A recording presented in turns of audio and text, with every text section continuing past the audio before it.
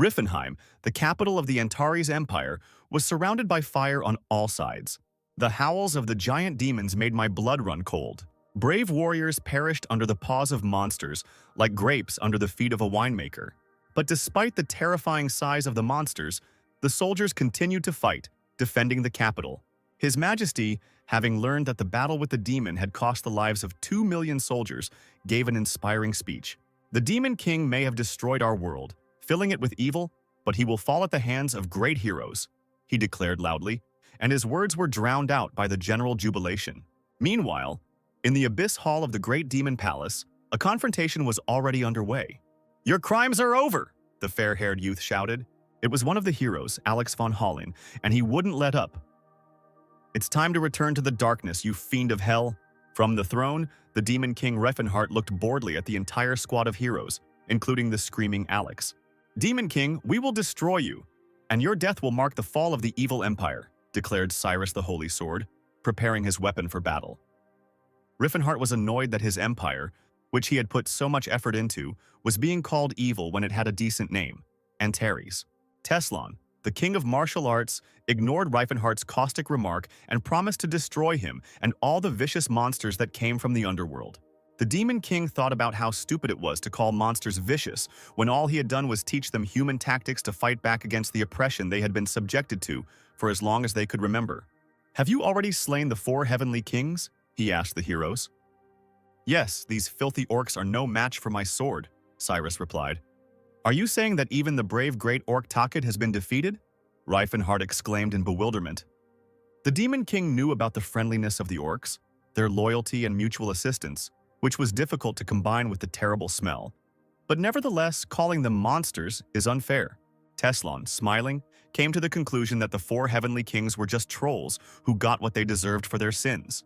"Even Garut Atika is dead," said Riffenhart, remembering that trolls look scary, but they are also kind and close to nature and the spirits of their ancestors. "The evil dwarf who worshipped the god of darkness was also called to account for his deeds," St. Flynn said almost tenderly. "Even Mashelin was finished off?" The Demon King sighed, mentally accusing the people of arrogance, because the god of the gnomes, All, was the same god of darkness as he was a ballerina. Riefenhart's thoughts were interrupted by the boastful speech of the light mage Jade about how his techniques were too much for the vicious dark elf.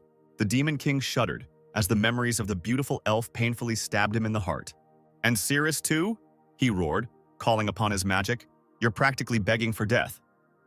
Those present were not surprised by his antics, and Teslon only chuckled when Riefenhart tried to explain that Cirrus's skin had only become darker because of the need to flee to the Badlands after humans cut down all the trees in her area.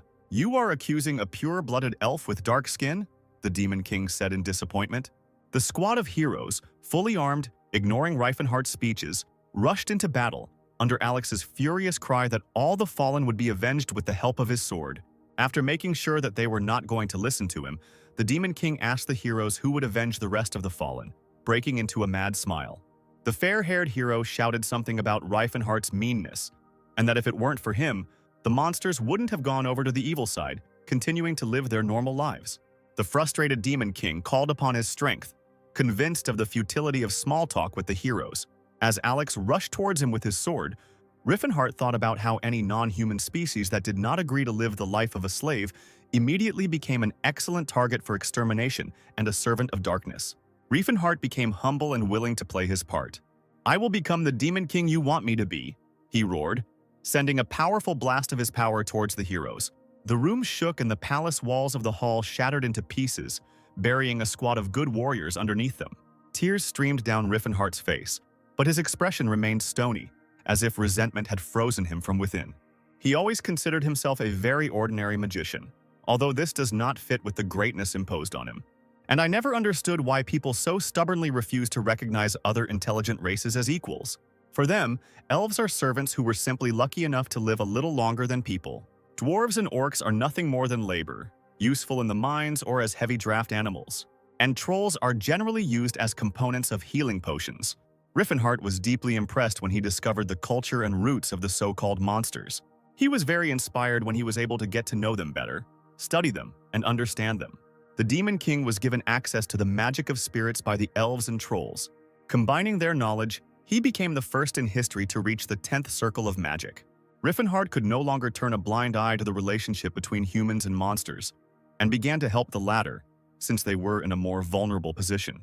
The more the boundaries of Riefenhardt's aid expanded, the more attacks on monsters came from humans. The attacks did not stop until the demons learned to fight back and began to reclaim their lands. The lands grew larger and larger until they became the Antares Empire.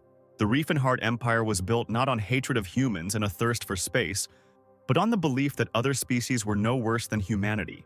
The citizens of Antares simply wanted to live in peace on their land, but to the people their wishes were equated with the machinations of the devil. And everything probably wouldn't have been so bad if Riefenhardt hadn't considered the people's desire to exterminate orcs and goblins because of their less than pleasant appearance stupid and unacceptable. "It is my duty to protect the Empire," the Demon King proclaimed, sending a powerful spell towards the enemy. Alex was pierced by pain, and as if through a veil, he heard Riefenhardt speak about human laws that allowed senseless killings, and how he would create new ones. Alex's sword shattered, as if listening to the magician and refusing to participate in useless violence, and the hero himself collapsed dead onto the cold marble, finally hearing Teslan, not believing his eyes, scream his name. "I'm sure you've earned the title of heroes by achieving success with sword and magic, but in reality you lack mastery in both," the Demon King said out loud. And he thought to himself that most book heroes were frankly lucky to survive to the end.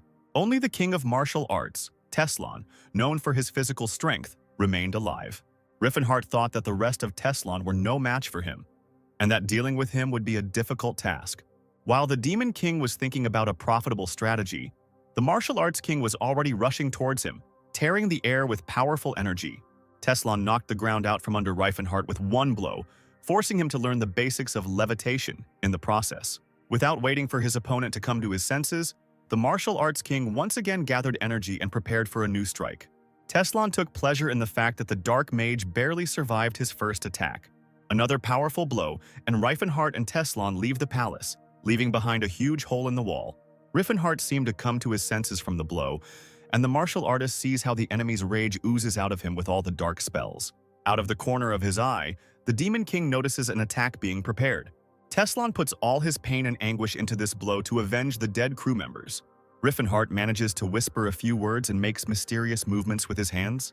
"Victory will be ours, Demon King Riefenhardt," the martial arts king roars loudly. The Demon King literally folds in half from Teslan's blow, but still looks at him with stubborn eyes. "Is that all you can do? I blocked your blow with magic," the mage taunts as Teslan pulls away. The Demon King thinks to himself, "Damn it, my spine is broken. I'm going to die now." While the martial arts king sentences Riefenhardt to a personal trial, the dark mage considers his chances of winning in his current state. "Okay, you win. Good for you," the Demon King concedes. "I suppose they are all now free of your evil spell," says Teslan, confident in his truth. In Riefenhardt's eyes, there is a realization that if he leaves, there will be no one to stand up for his people, buried under slander and hatred. Gritting his teeth, he gathers his last strength into a fist and thinks that he will never come to terms with the fact that a life of slavery for those who are not like ordinary people is the order of things. He grabs the Eye of Space and Time, an extremely powerful artifact that even he, a 10th Circle mage, has not yet fully figured out. "What are you trying to do?" Teslan exclaims. "A regression spell," Riefenhardt almost spits out the words. "It will turn back time and disrupt divine providence." "Try and stop me, martial arts king," the Demon King shouts, now completely under the spell's spell. Teslan makes one last push, exploding the ground beneath his feet. Riefenhardt directs a spell towards the enemy. "I can't afford to die," the martial arts king begins to think. "Not like that," the Demon King finishes. Teslan delivers the final blow straight into the center of the dark mage's spell. Riefenhardt casts the spell despite the fact that it causes him no less pain than his opponent. The world surrounding the magical duo begins to crumble into pieces. Knowing no mercy, ready to stand for goodness to the end, they seem to see themselves as a single whole, converging at one point. There is nothing left in the world except this bright point of the spell, which grows so quickly, as if the moon is being pulled to the earth by a rope. And then comes a long, endless, bright night, and a silence that makes your ears ring and makes you want to clear your throat. The trills of birds cut through the oppressive silence. A cozy hunting lodge is visible in the forest. You can feel a light breeze playing with the curtains. The Demon King reluctantly opens his eyes and immediately asks himself, "Am I still alive?" It turns out that the spell worked, which he didn't decipher even halfway. Well, who is he if not a damn genius? It seems that a time jump did occur, but I don't remember such a place in my past, the magician thought, analyzing where he could have ended up. And he asked himself another question that interested him. I wonder how old I am now. Looking at his body, he came to the conclusion that most guys would die of envy if they saw him in such shape. All that remains is to answer the main question, who are you? A mage only needs magic. What's the point of a six-pack? Riffenhart muttered under his breath, looking at the huge number of calluses and scars. The Demon King recalled the times of his youth, when every beauty's legs buckled at the sight of him, and the elves generally cried from his beauty. Looking at himself in the mirror, Riffenhart no longer saw the sharp features of his former face, because it now resembled something between a felt boot and a statue. The internal monologue did not stop even for a second. The Demon King doubted whether the spell of moving in time and space worked. He had definitely seen that stubborn look, those red eyebrows and pursed lips reflected in the mirror somewhere. What if the spell didn't send him back in time? But there was an exchange of souls between two bodies. The magician and his reflection simultaneously said, Teslan, literally a second later, as if mimicking the magician. He was also loudly called by the name of his recent enemy. Riffenhart turned to see a giant man trying to squeeze through the doorway. The sun is already high in the sky and you're still hanging around here? Why don't you go outside? The stranger asked in surprise, not noticing the frightened expression on Teslan's face. We have another great day ahead of us today, he continued joyfully. Who are you? The Demon King whispered in shock. Why are you looking at me as if you were seeing me for the first time? The giant said thoughtfully. Using the amnesia excuse a second time won't help you. I thought you knew it wouldn't work once. He interrupted Riffenhart's mutterings about not remembering anything. The giant hand of the new acquaintance grabbed Teslan by the head and pulled him out into the street. Let's go train, he announced enthusiastically, not wanting to waste time on stupid excuses. The magician immediately had an epiphany, and he realized that this was the strongest warrior of the continent of all times and peoples, and also Teslan's mentor. Riffenhart was ready to swear that this was the very same king of martial arts, Gerard Crom Protas. Coming out of his thoughts, the sorcerer realized that he was tied to a tree by his arms and legs. Attempts to persuade Gerard to listen to Riffenhart's story only resulted in his mouth being tied with some kind of dirty rag. So, let's begin training, Gerard announced, grabbing a bamboo stick. Riffenhart's heart began to pound wildly, and his eyes were filled with terror. Gerard delivered a powerful blow with the bamboo straight at the sorcerer's torso. The veins on his face formed a visible pattern. Tears gushed from his eyes, and only one thought was spinning in Riffenhart's head. Can someone explain what the hell is going on here? Without allowing his student even a little rest, Gerard continued to strike mercilessly. Is this how I'm going to die, Cirrus? The magician asked himself, replaying happy memories of the elf. At this time, the coach was trying to understand what was happening to his student today. If this is indeed amnesia, then it's not a big deal. Gerard himself has often fallen into unconsciousness from endless training. The Battle Clan is an indestructible gym without a break, where perseverance and hard work are valued. This means that there is only one solution to the problem, and it is trivial. Train the fighter harder, and he will recover faster. Gerard taught Teslan that weapons and equipment are only needed by weaklings who are unable to overcome difficulties. People are like steel. The more you hit them, the stronger they become, the coach shouted at Riefenhart. Where is a man like steel? A cretin, the magician thought mockingly. Believe me, there are no limits to physical development. You can become steel. Gerard kept telling Teslan, whom he had once personally chosen as his student. The coach knew that just as quality iron becomes steel, only a select few can have a steel form. You are one of them, Teslan, Gerard declared, hitting his student in the face with a bamboo. Gerard beat him and asked him to imagine himself as an ocean, absorbing everything, but not changing its shape. Riffenhart sobbed, and imagined that his tears were the ocean in which he and the beautiful elf were splashing.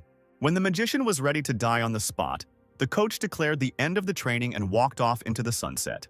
Riffenhart sat for a long time among the bamboo debris, hugging himself by the shoulders and thanking all the gods that he had survived. Riffenhart had a bathing session scheduled for the night. Petals and leaves of the geranium. Am I being bathed in a healing potion? The magician thought in surprise, remembering that one bottle of such a potion costs at least 10 silver. I heard that queens bathe in milk to get velvety skin, but that's nothing compared to this. What is this for? The Demon King asked the trainer. What do you mean? Steel always needs to be cooled after forging, Gerard answered confidently. After working through the entire musculoskeletal system on the brink of death, I quickly recover using the power of the aura and healing potions. the mage concluded, noting a working method for returning the body to shape before it breaks down. It was no wonder that Teslan had such a strong body when Reifenhardt fought him, since the martial arts king had been through similar training since he was a child. Now the magician was finally convinced that he had traveled into the past. It remains to be seen how young Reifenhardt is doing. The dark mage wondered if his younger self could exist, while his older soul was in the same dimension. Based on the current situation, there were only two assumptions. First, the elder Reifenhardt in Teslan's body coexists with the now young Reifenhardt. The second irritated and even slightly frightened the magician. The soul of a martial arts king could now be in the body of young Reifenhardt. "Dinner is served," the coach roared, pointing Reifenhardt to the dining table filled with pork hams. Gerard continued to preach about the benefits of replenishing the supply of nutrients to the overworked body when the magician had already pounced on the food. After lunch, the coach and student went for a run in the mountains, having first loaded Reifenhardt with a backpack filled with stones. The trainer didn't allow him to take off his backpack when he forced the sorcerer to do push-ups using only his little fingers. With the same backpack, he did exercises on the edge of the abyss, while Gerard yawned and mocked Teslan's fatigue. After a walk in the mountains, the dark magician could not make his brain work, but it was vital to think. "I have reincarnated as the Teslan from the past," Reifenhardt concluded wearily once again. There were many questions. How will this affect the future? What will happen if I run away right now? What if I meet myself? The uniqueness of the soul is the immutable rule underlying this world, and it can cease to exist at the slightest mistake. It is almost impossible to encounter little Reifenhardt, because for the next 10 years he only studies magic and reads books in the Delphic Tower. But what if Teslan is now in Reifenhardt's body? Who will use the time to good use and pump up the mage's puny body? Reifenhardt thought, calculating the options for the king of martial arts to come for his soul. Without a coach, Teslan would not have achieved such success in the method of indestructible rocking of the body and aura, but his abilities should not be underestimated. In any case, the priority now is to escape from this madhouse, the magician concluded. He left his room and ran wherever his eyes looked. All he could think about was that he would never come back here again. Ahead, a trainer appeared, sitting on a rock with his arms crossed. He asked where his student was going at nightfall and added, "You've been suspiciously quiet for the last 2 months, and now you're running away again for the 9th time." "I'm really not Teslan," the sorcerer exploded. "My name is Reifenhardt and I'm a magician." "Oh, these true stories of yours that cannot be kept silent about," the coach sighed. "The last time you assured me that you came from another world, you told me about the gods and dragons you met," Gerard continued, while the magician froze in surprise. "What else was there? A great master from the Huang Empire in the east, from a place called Murim, who lives a second life or something?" the trainer asked mockingly.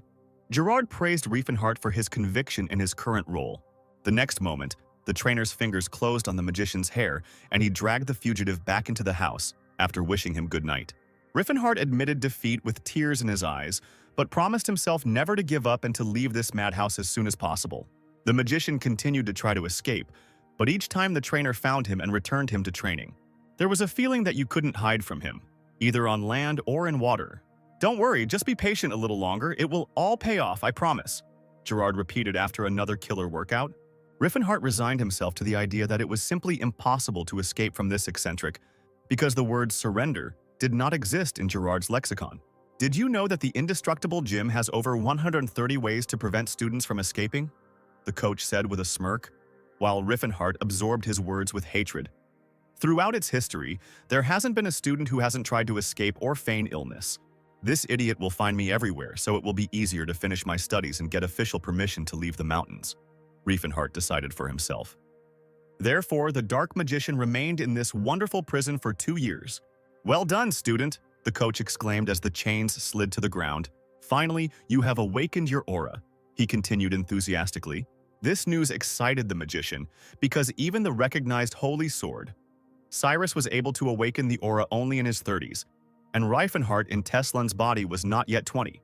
If you develop your survival instincts in parallel with your physical abilities, your will to live will increase your survival rate and manifest your power, known as aura, the trainer instructed, throwing away the club, no longer capable of causing pain to his student.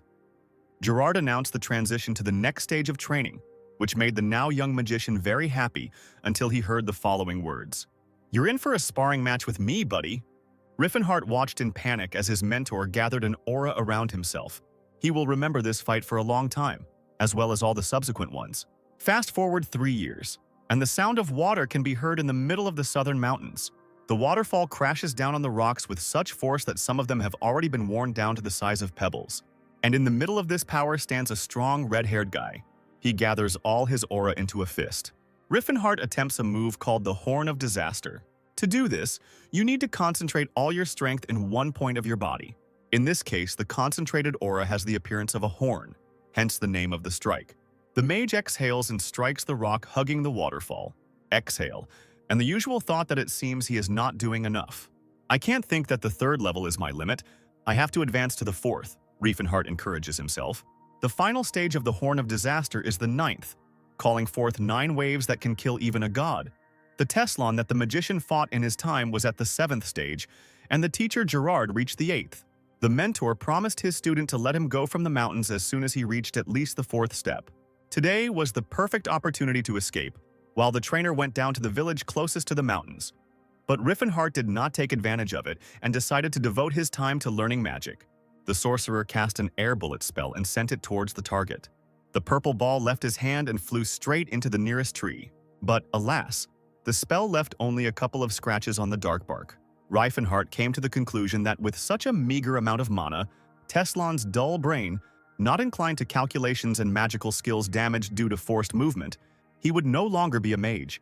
Suddenly he felt someone's energy very close. The sorcerer could tell for sure that it did not come from a human. The crunch of branches under massive paws was heard, and an impressively sized orc appeared in front of Riefenhart. Everything would be fine. But the magician didn't like the sword in the orc's hands at all. Riefenhart showed his displeasure with his whole appearance and had already begun to call upon the aura in case a blow was necessary. "Pretend you didn't see me, human, and then I won't touch you," the orc said, stumbling and trying to catch his breath. The mage analyzed the stranger's appearance and thought that he was a very young orc, perhaps one who had escaped from the arena. "Pretend you didn't see me and I won't hurt you," the orc repeated. "Young orc, who is pursuing you?" Riefenhart responded, realizing that his interlocutor was not hostile and was definitely one of those who did not want senseless sacrifices. "How does a man know such a great language?" the orc asked in surprise, flattering Riefenhart. The orc confirmed the magician's suspicions and said that he was being chased. "I want to help, do you believe me?" the man asked the monster. The orc trusted the magician like a brother, because he knew the great language, and the kindness of his soul was not in doubt. But he was very worried that helping him would cost the man his life. Riefenhart noted the nobility of the orc's speech and convinced him of his readiness to help in any case. The sorcerer had already figured out how to hide the stranger and immediately began to cast a spell. He opened a portal, inviting the orc to step inside so that the magic could cover him. "My savior, are you also a magician?" The orc was surprised, baffling the magician himself. "With a body like that?" he added, causing Riefenhart to look him over from head to toe. After this pause, the orc stepped into the portal, once again thanking the sorcerer for his help. The magician barely had time to complete the spell when footsteps were heard behind him. Mercenaries were coming out of the forest, lamenting about some problem that was worth only a couple of silver coins. "Hey you, has a small orc passed by here?" One of the humans, apparently their leader, addressed Riefenhart disrespectfully. The fat-tailed man even offered the magician a gold coin for his help. However, even without gold, Riefenhart had no intention of helping them. The people were convinced that the magician was hiding the fugitive from them, because there were orcish tracks everywhere. "This is my home, actually. I won't let you in just like that." The sorcerer frowned, internally scolding himself for the fact that the basic magic hadn't removed the traces. The leader was beside himself with rage that some kid from a remote village dared to tell him where he could go and where he couldn't. The entire squad continued to shout insults at Riefenhart, but they did not dare attack him. The magician remembered the coach's instructions about showing mercy to the weak, and under no circumstances using your fists where you can take the life of an opponent with one blow. To fight people, you can use their own means, weapons. "At least you won't die from a blow from this," Riefenhart said mockingly, drawing out a training club with a spell. Indestructible Gym focuses on the art of bare-handed combat, but that doesn't mean it doesn't include weapons handling. "Are you pretending to be a great fighter or something?" one of the people yelled. But seeing a slight smile on his opponent's face, he began to back away. Unfortunately, it didn't help him. A few moments later, half of the squad was lying unconscious on the ground. The boy continued to mercilessly hit the sides with the baton, and each time the blow hit the target, the mercenaries cursed but bravely went into a very fair fight. all against one. There was one catch to Reifenhardt's weapon. It was created for training students, not for combat. So there were no defensive moves, only offensive ones. They tried to thrust a sword into the sorcerer's back with all their might. Unfortunately, it simply bent in half and was no longer usable. It seemed unfair to Riefenhardt how strong his body was. He even began to doubt a little whether it was human. But on the other hand, he fought with a weapon that was not intended to kill the enemy. So why worry? Joints will be torn, bones will be broken, but these mercenaries will not die. No matter what happens, you won't die, thought Riefenhardt, half irritated, half relieved. All his opponents were already lying on the ground and begging for mercy, except for the squad leader. "What's your name, freak? Speak," the mercenary growled, causing only disgust in the magician. "It's not fair that you're standing on your feet while your friends are already praying to their ancestors," Riefenhardt said playfully, swinging his arm at the mercenary. The squad leader, frightened, picked up his wounded comrade and wandered away from this boy and his remote village. Riefenhardt was glad that he had managed to warm up, and even allowed himself to think that it was time to have his own students, so that he would have someone to beat up. Coming out of hiding, the orc again thanked his savior. "I will not forget this until the end of my days and will definitely repay your kindness," the wanderer promised. Riefenhardt was surprised that the orc bowed his head to him, since warriors were not supposed to do so. But his new friend surprised him even more by saying that the mage made him look at his life differently by becoming his mentor. "When the time comes, I will surely dedicate my sword to you," said the green warrior. "May I know your name, savior?" "I am Tess," the sorcerer began, but changed his mind. Could it be that he himself began to forget who he really is? "My name is Riefenhardt Waldanteris," he said after a few seconds of hesitation. "I will remember this name," the orc promised his savior. Despite the fact that the green warrior had nowhere to go, because he was an unwelcome guest on human land, he did not lose his optimism, and was sure that it was better to die as a free wanderer than as a slave. Riefenhardt remembered the nameless wasteland that the orcs called the Land of Trials. The magician told his new friend that the orcs of the Blue Bear tribe were hiding there, which meant that he could find shelter among them. The orc, following Riefenhardt's instructions, set off. "What is your name?" the magician managed to shout at the back of the departing warrior. "I am the son of the mole, the heir of the Lat's axe." "My name is Tahid," the warrior shouted, and the Demon King's jaw dropped. As the warrior made his way through the fields, paving his way into a new future, the magician felt warmth in his soul. He remembered one of the 4 heavenly kings, the great warrior Tahid, which the young orc had not yet become. Riefenhardt wondered if the real Teslan could have met Tahid in a past life, turning their lives upside down without offering a helping hand. The magician watched his departing friend and was convinced that this was definitely a fateful meeting. For the first time since the time travel, the magician felt such a strong and bright longing for home. He missed an empire built on understanding and tolerance for each other, and he really hoped to meet again with all his friends, whom he had long considered his family. Half a year had passed since the mysterious meeting with Tahid, so the mountains where Riefenhardt and Gerard used to train were covered in snow. The booming, "Bite me, student," could be heard from several kilometers away as the trainer rushed towards the Demon King, summoning so much aura that it looked like a ray of sunlight. "This is too much," cried Riefenhardt, meeting the attack. The mentor hoped that Teslan would have time to get his bearings and set up a defense. The student did not fail, using the Vortex Guard technique. "Your Vortex Guard is beyond praise," Gerard noted happily. "It seems like just yesterday, after another scolding, you were whining about how you were some kind of Riefenhardt and not Teslan," the mentor began. But the sorcerer interrupted him and asked him not to recall the events of 6 years ago. Gerard pointed out to the sorcerer that it had been 10 whole years since he began his training, but he was still very small. "What do you mean, small?" Riefenhardt was indignant. "I'm almost 2 meters tall." "The member of the indestructible gym must exceed 2 meters, the trainer recited, recalling the previous kings of martial arts. "Were you sure you followed the breathing technique I taught you correctly?" he asked Teslan. Riefenhardt replied that build wasn't that important, but he thought to himself that the old man had gone completely crazy, since even with his current height, the sorcerer had a hard time getting through doorways. The trainer, agreeing that the student was not bad and strong even in his rather small frame, asked to start training. Riefenhardt called upon his aura, strength, and endurance. Feeling ready, he lifted off the ground, swirling the air around him into a spiral of energy. The sorcerer prepared to use the Horn of Disaster, but this time the target was a frozen body of water. Having concentrated all of his aura into his fist, the mage exhaled in an attempt to free his mind. One precise, yet so destructive and powerful blow allows Riefenhardt to break through the ice. Already in the water, he realizes that the fourth step has been conquered by him. The frozen pond explodes like an ice geyser. The mentor watches the ice flows soaring into the sky and laughs. "This is simply superb," he exults, sharing his student's victory. "Now you're definitely not going to be easy to beat," the trainer tells Riefenhardt when he surfaces. "It seems the time has come for you to go to the outside world," Gerard says, ignoring Teslan's surprise. "You did a good job, student," the coach smiles. "Now you are free to live as you see fit, as a hero or a villain," he continues. "This is a reward for all your efforts," the mentor concludes. "Mentor, Gerard," says Riefenhardt, not even realizing what he wants to tell him. It's good that the coach doesn't let him finish and tells him about his teacher, who told him to remember the 3 main rules. First, making money is good, but you shouldn't get involved in dishonest things. Even if you're going to be a villain, you have to be a decent villain with style, after all.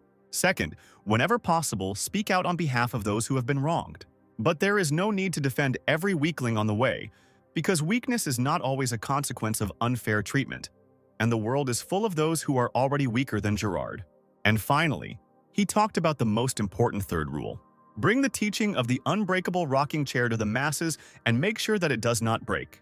Gerard explained to the sorcerer that he would need to find a student to whom he would pass on their great techniques, but he warned that finding a talented student is not easy. It is important not to miss the opportunity if it presents itself. Otherwise, you can spend eternity looking for the next candidate. The mentor gave Riefenhardt 30 silver for the journey and a bag with his clothes. The sorcerer did not expect such a small salary, because he counted on the fact that Gerard had his own estate and untold riches in the kingdom of Vasily. The trainer just laughed at the student, noting that the payment was set by the clan, and he had received less at the time and handed Riefenhardt the card. The map had a marker indicating a surprise in the Settled Mountains, which the mentor had advised me to definitely visit. Wrapping himself in warmer clothes, Riefenhardt took one last look around at the place he was about to leave. Is he really going to leave these mountains? Finally, after 6 long years, he is free. Before Riefenhardt could rejoice at his release, a powerful beam of energy appeared in the distance, exploding the tops of the mountains. This spectacle seriously frightened the now young sorcerer. The performance that the mentor arranged literally said, "Go, my student. Do not be sad about parting. Carry steel determination without hesitation. After all, you are the heir to the greatest techniques on this earth." The trainer's voice reached Riefenhardt. The magician, without thinking twice, rushed on foot towards civilization. Meanwhile, in a cozy house in the village, the following events took place. The establishment's employee tried to dissuade the village elder from talking to the knights, but the knight himself turned to the elder. "What's the matter? I ask you to pay for the food provided to you and your knights," the old man said sternly. The knight threw a gold coin at him, thinking about how selfish the peasant people were. The village chief stared in surprise at the gold in his hands. "I'm sorry, sir, but that's not enough," the old man mumbled. The knight, in a rage, began to accuse the village elder of impudence and attempting to deceive the aristocrats. Without a shadow of regret, he hit the old man in the face. Looking askance at his offender, the elder thought that it was the knights who had become insolent, having occupied their houses, gobbled up their food supplies, and were trying to pay for all this with one damn gold coin. "What is the matter, Sir Edward?" asked a black-haired young man who had come down from the second floor. The knight asked Mr. Stefan not to bother his head with this. "That's why you can't be nice to peasants," the young gentleman said with a grin. "They forget their place. Let's move forward in time and space to a luxurious palace where 2 people are lying on a bed in a bedroom." Ceres runs her finger along Riefenhardt's collarbone and laughs at the boy's question about why she loves his frail body so much. "Your features are so sharp and chiseled like a fine blade," the elf whispers, smiling. These memories cause Riefenhardt and Teslan's body to hate his golem-like outer shell. The only plus to his current position is that he has become much taller. The mage thought that Ceres was now about 70 years old, which in human years was only 17. Riefenhardt stopped in Krom, a town south of the kingdom of Vasily. In a year, the elf will be sold at the Chetan slave auction. Maybe he should smash this auction to hell. On the other hand, acting recklessly will make it difficult to restore magical powers. It is better to solve the problem with money. The prices for elves are astronomical. Riefenhardt is literally a beggar, but he has a powerful body, techniques, and knowledge of the future, so he will somehow figure it out. The magician knew that on the way to Chetan there were only ancient runes, but the black-haired young gentleman did not know.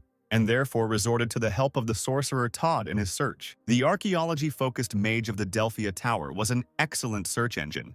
When the magician finished his rituals, Mr. Stefan asked him again if they were on the right path. Todd convinced him that these were indeed the mountains where the burial place of the famous swordsman, Sir Claude von Leotars Altheon, was located. Meanwhile, Riffenhart was already on his way, glad that thanks to his training, he didn't have to worry about things like colds and flu. With the help of a special magical technique of artificial return, the sorcerer was able to regain his memories of the ancient ruins at the foot of the Catan Mountains, which the magician from the Delphia Tower, Todd, told him about. In his past life, Riffenhart had already been there and even found real treasures that Todd's comrades had missed. He made good money selling the jewelry, earning about 2,000 gold pieces. The mage's thoughts flew ahead of his feet, so he did not immediately understand that it was time to stop. Riffenhart looked down on the village of cattle and saw that nothing had changed since his last visit. While the Demon King was indulging in nostalgia, the local villagers were deciding who would have to go to the Valley of Death with the Knight's squad. The nobles demanded a guide, but the peasants could not refuse because the last person who stood up for them, the elder, was not in the best condition now. There were heated arguments, no one wanted to volunteer, but there was also no desire to expose their comrades to danger. Unexpectedly, Ted took the initiative and offered his candidacy as the most suitable because he knows the mountains very well. The volunteer's wife and daughter swarmed around him, begging him not to go with the knights into the Valley of Death. The crowd very quickly saw his candidacy as the only correct one and encouraged him with phrases like, "You can do it. Everyone should do what they can do. Good luck, Ted." "If you don't want to, I can go," they shouted from outside the window, frightening everyone present. Ted, without a moment's hesitation, pulled the bowstring towards the stranger, asking who the hell he was. After talking with Riffenhart and being convinced of his good intentions, the peasant still could not believe that he was voluntarily volunteering to go to the Valley of Death. "They don't come back from there, are you sure, son?" one of the locals asked, causing the magician to smile and want to get on the road as soon as possible. Death Valley is nothing more than a dungeon, a relic of the past. 50 years ago, there was a knight from the Altean family named Claude. He awakened his aura at the age of 45, went through many adventures, and legends about him circulated throughout the kingdom of Vasily longer than he lived. Fame often breeds arrogance, so Claude went into the Valley of Death with only one squire and died, leaving his famous demonic sword, Altean, underground. The sword was a symbol of the family and was passed down from generation to generation, so the heirs were obsessed with the idea of finding the lost relic even after 50 years. And now, Riefenhart has joined the squad of the young master Stefan von Rapanto Altean in search of the lost inheritance. The magician noticed that Stefan was often carried away by conversations with the elf accompanying him. Humans usually need elves for entertainment, so the Demon King concluded that the giggling girl with long ears was a slave. Riefenhart was also bothered by the fact that there was only one saint in the squad, and he looked very young and inexperienced. If he is a boy at all, he looks an awful lot like a girl with his long red hair. The magician decided that he would need to talk to Todd, since he was at least a familiar face. But Todd didn't leave the saint's side for a minute, entertaining him and, it seemed, flirting. Could it be that the magician he had known for a long time preferred boys? "This just can't be. Todd is a great guy," Riefenhart internally lamented when the knight spoke to him. The warrior noted that the sorcerer was not afraid to choose the difficult path when the peasants in the village did not want to move in any direction.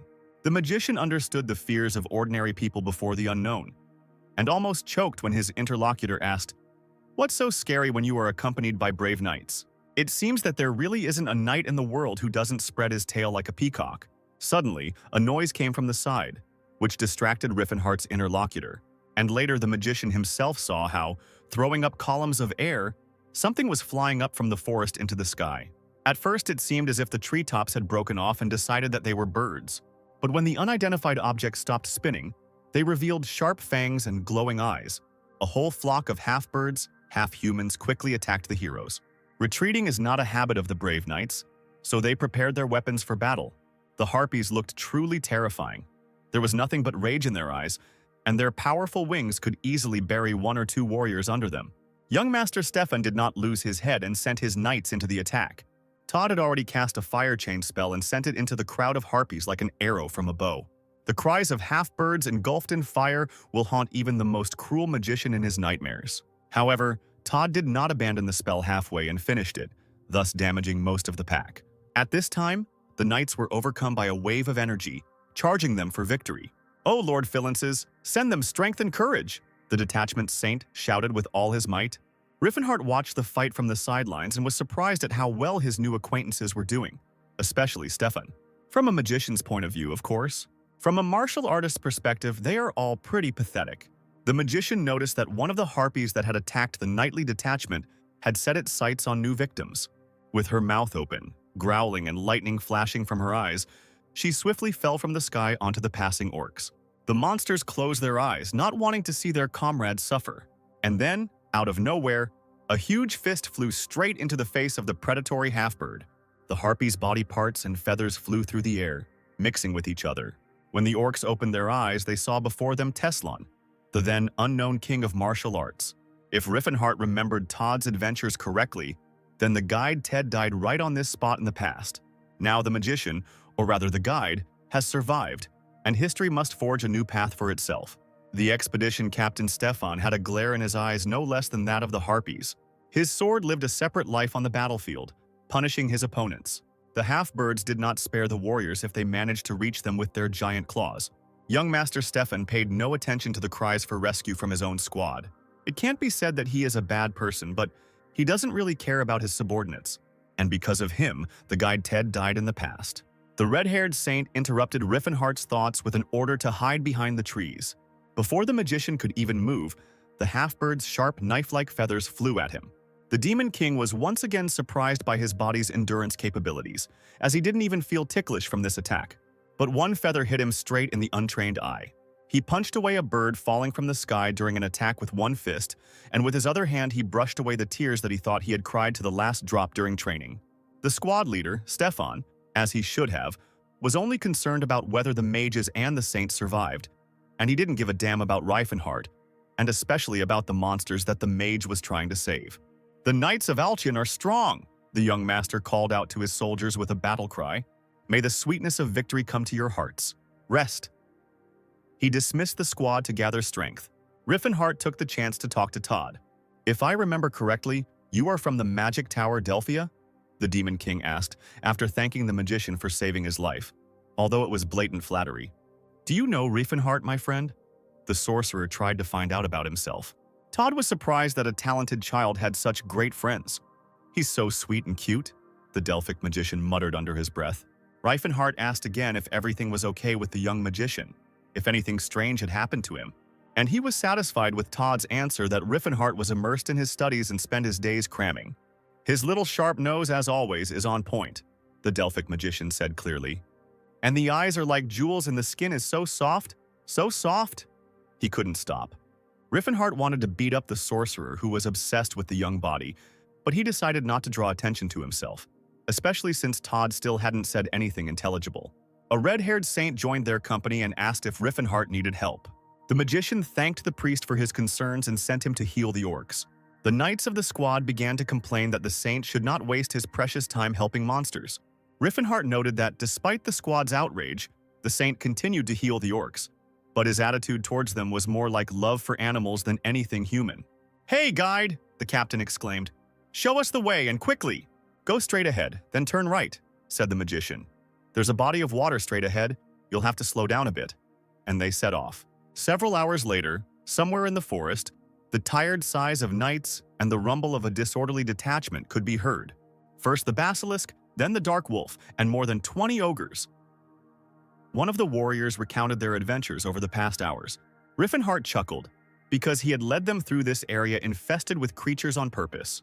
The knights are arrogant, the priests are too serious, and the magicians are downright crazy, the sorcerer thought to himself, justifying himself by saying that he was leading them along the shortest path.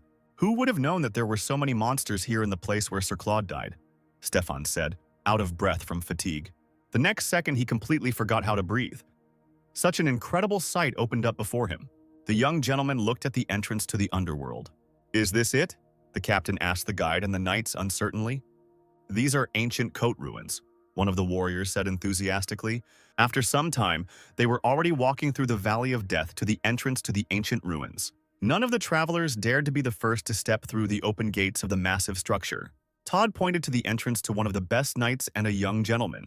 "Get ready, comrades," roared the heir of the Alchion family. Riffenhart wished to remain outside, after which Stefan wanted to send him home. But having made sure that the guide would not return home alone, he promised to accompany him on the return journey. The magician could barely restrain himself from smashing the young captain's head with his fist when he found out that no one was going to see him home in the first place. Stefan gave a passionate speech about his ancestors' wishes and set the party on a quest to find the demonic sword. Riffenhart waved his hand with pleasure at the brave warriors, and so, after a couple of minutes, he was left at the gate completely alone. "Okay, well now it's time to take care of my own business," the magician said to himself. Right now, this place, the ancient ruins of the Coat, is completely filled with monsters and spirits, but originally in the Silver Age, it was a strategic point and was used as a normal military facility. Riffenhart hadn't been to this place for a long time. The last time they came here was with Ceres. The elf found a secret passage after hearing the whispers of the sylphs. Ceres was Riffenhart's personal goddess, whom he was willing to worship. Remembering what they had done with the brave elf in the middle of the danger zone, the magician blushed as if he were wearing paint. Riffenhart remembered that the key to entering the secret passage was the balance of the water and earth seals in reverse order. But despite the secret knowledge, it was difficult to open the entrance due to the lack of mana and not the sharpest mind in the current body. However, when he opened his eyes, Riffenhart saw the walls parting, forming a passage. He decided to take off his jacket and leave it at the entrance. After all, it cost 10 silver coins. "Well, the time has come to test the physical capabilities of this body," the magician said to himself, warming up. From the depths of the ruins came terrible screams. Riffenhart was confused because they were coming from a different direction than where his companions had gone. He stopped to think about the secret passage connecting the third floor with the basement. "If I open it, it won't be a very nice situation," the magician thought fearfully.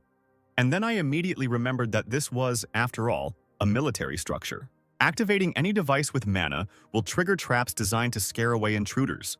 Last time it was just the two of them with Ceres, so they weren't too worried about other places, but right now, there's an Altian squad out there somewhere. They must have fallen into a trap and fallen somewhere into the basement area, the magician thought. Meanwhile, somewhere in the depths of the ruins of the Coat, a sharp scythe cut off the head of the valiant Sir Thomas. The captain of the detachment uttered the name of his brave soldier for the last time and turned his gaze into the abyss that opened before him. "What the?" Stefan only managed to mutter before he noticed a glint in the darkness. The scythe, with drops of blood from a recent murder, stubbornly stuck out of the wall. Suddenly, a red ember flared up in the darkness, illuminating a giant skull. "We cannot defeat this monster."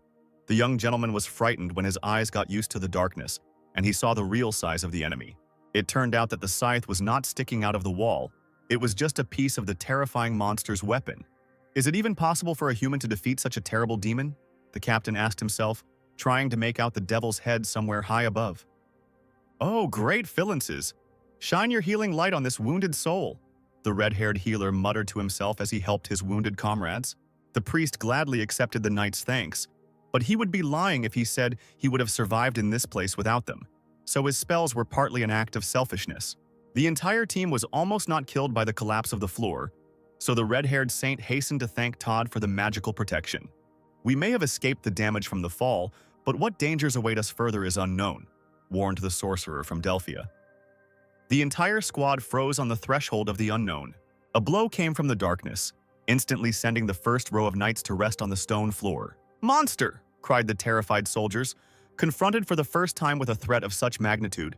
From the gate stepped two giants, armed to the teeth with red skin, 4 hands in each of which was a weapon, huge horns and eyes that glowed like 2 embers smoldering in a dark abyss.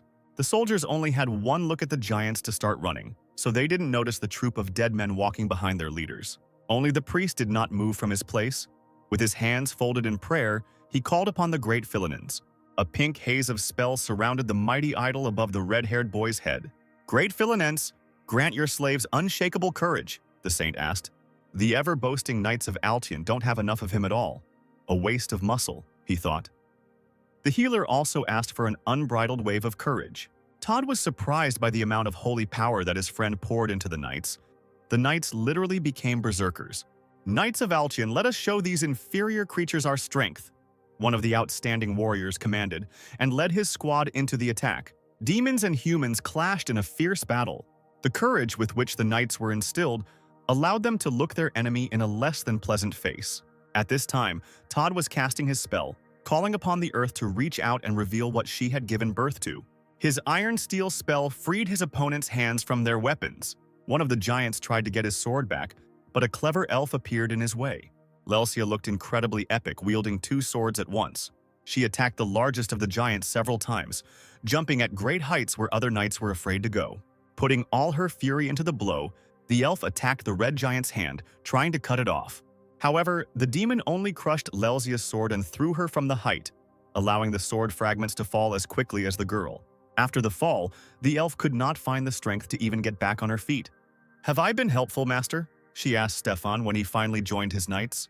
"Good job, Lelsia," the captain roared, rushing into battle.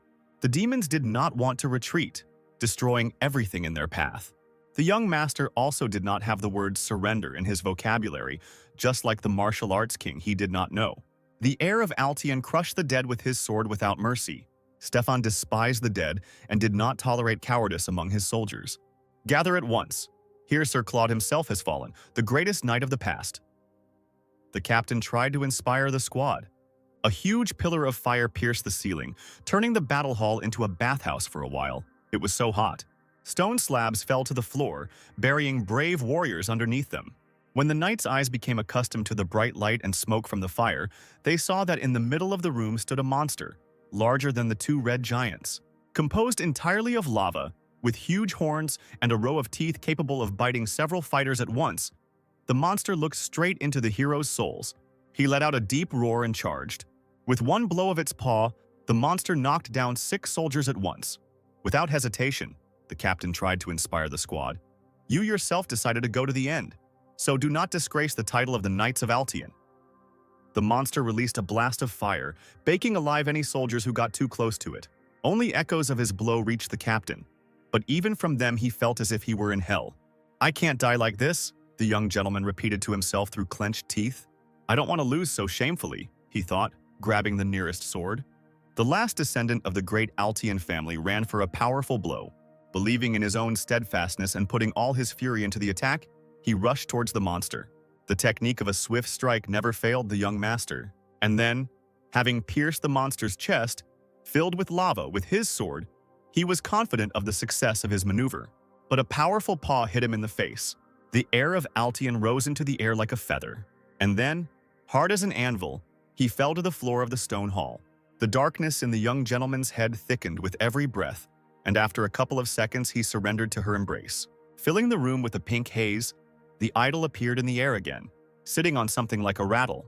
"Great Philanense, crush the wicked creatures with your ray of light," the saint prayed. The holy rattle struck the monster in the back. The monster roared and instantly realized who had struck the blow. Tears mixed with sweat on the healer's face, and there was impenetrable horror in his eyes. The fire giant turned around and headed towards the red-haired boy. The saint froze, not knowing what else he could do, and resigned to his imminent death. He closed his eyes, clenched his teeth, and mentally recited his last prayer. Then something flew over the healer's head like a bullet. The saint opened his eyes and could have sworn that someone had punched the monster in the face. The red-haired boy was finally able to see his savior. It turned out to be a young man who led them into the Valley of Death. The aura flowed in rings around the red-haired warrior, so at first the healer did not notice that the room had become cooler. But when the young man stopped spreading energy around himself, everyone turned their attention to the monster. More precisely, what was left of it after the conductor's attack. "No wonder I almost died from one blow from Teslon," thought Reifenhardt. The magician glanced around and frowned. So many brave knights fell within these walls, including the cheerful elf. And it seems that the heir of Altion did not survive the battle either. Riffenhardt had just suggested moving the fallen to safety when more undead began to descend the stairs. Todd and the healer froze in place as they watched the guide deal with the dead with barely a touch. The squad of monsters scattered across the hall faster than ale in a tavern. Reifenhardt was simply trying to carry the elf away from the battlefield and politely asked the undead not to stand in his way. Captain Altion could barely open his eyes. His whole body ached, especially his head. "Are you awake?" one of the knights asked him as the young gentleman began to look around in shock. Stefan wondered what had happened while he was unconscious. After hearing the whole story, the heir of Altion was indignant. "Is he a martial artist?" he shouted, pointing his finger at Riffenhardt. "I could not recognize such a distinguished warrior. May I know your name?" the young gentleman asked Riffenhardt. The mage knew Todd would be suspicious if he introduced himself by his real name, so he chose the shortened form. Ryfin. Stefan tried to find out more about Ryfin, but he didn't even know where he came from. Gritting his teeth, the heir of Altian thought that the guide turned out to be a commoner without any support. Not even an aristocrat on a free voyage. It seems you've only just finished the job we started, but thank you anyway. Stefan praised the Demon King. Riffenhardt, grinning, pointed out to the young gentleman that his brain was clearly not working well, and that their squad of fighters was of practically no use. How dare you? Where is your respect for the Altian family? The black-haired boy roared. A knight from the inner circle reassured the young gentleman, reminding him that commoners had no manners. Stefan tried again to find out where Ryfin learned martial arts from, but he just waved it off, saying that he learned a little bit of everything and everywhere. The young gentleman doubted the guide's words because grasping at chaotic knowledge one cannot achieve such skills. The close knight noticed that Ryfin's speech was very simple and natural. Perhaps he did not even realize how arrogant his words sounded. Those guys could definitely use some help. The guide pointed to the wounded Altian fighters. The knight continued to talk about how Ryfin treated those around him, as if the difference in age and status did not bother him at all. Perhaps he was a member of a royal family from foreign lands. After all, it is only in royal nature to lecture everyone around you as if they were younger than you. The knight turned away from the guide and went to help his comrades when a saint approached Ryfin and asked how tall he was. Well, about 192 centimeters, the Demon King answered, but was immediately stumped by the question about weight. The red-haired youth did not calm down and continued to ask the guide about his training methods, the secrets of such a body, and all sorts of nonsense. Healer Silenphil Marsus lost his parents early and grew up in an orphanage, and was often reproached for his cute face and frail body. Deep down, Silen wanted to have a healthy body and a low voice, which is probably why he joined the monks who torture their bodies to prove their piety. But, unfortunately, he never grew up, never matured. His hair grew too fast, and instead of physical strength, he was only able to grow divine strength. That's why the priest is so jealous of muscular guys. I'll go look for a way out, Ryfin said, trying to escape Silen's devouring gaze, but the priest ran after him. The magician persuaded the healer to stay with the wounded, in case someone needed help, and the saint left. Stefan was chatting with Lelsia, who had already received a dose of divine healing, but he got distracted and volunteered to go with Ryfin. You don't mind, do you? The young gentleman asked the conductor. As you wish, the red-haired warrior replied, and continued walking. As they walked through the tangled corridors of the ruins of the coat, the captain reasoned that he was offended that some village boy helped him, and did not regard helping knights as an act of honor.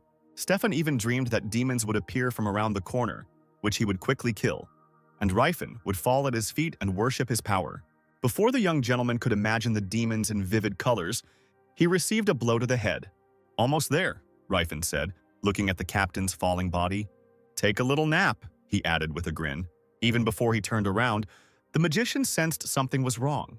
A squad of the dead rushed towards the red-haired warrior from the dark corridors.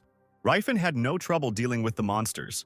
Once the monsters were dealt with, it was time to look at the treasures. Riffenhardt looked around the upside-down treasure trove.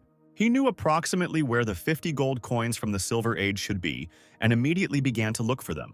His eye fell on a bottomless bag that could hold 10 times more items than it appeared to hold, and its weight was also reduced tenfold. The magician also grabbed a heavenly brazier, a blade of return, and a magical sapphire. Stefan had already begun to come to his senses when Ryfin returned. They hit you right in the back of the head and you passed out right away, the guide said joyfully. Thank you for helping, the captain said through clenched teeth. No need to thank me, the magician answered nobly, keeping quiet about the fact that he had knocked Stefan out. And not just once, because while Riffenhardt was digging up the artifacts, he had to add a couple more blows to the first one on the captain's poor head. However, our hero had no regrets about this. While Stefan was wondering how he could have missed the enemy, Ryfin was happy with his bag being filled to the brim and was planning his next return for the remaining treasures.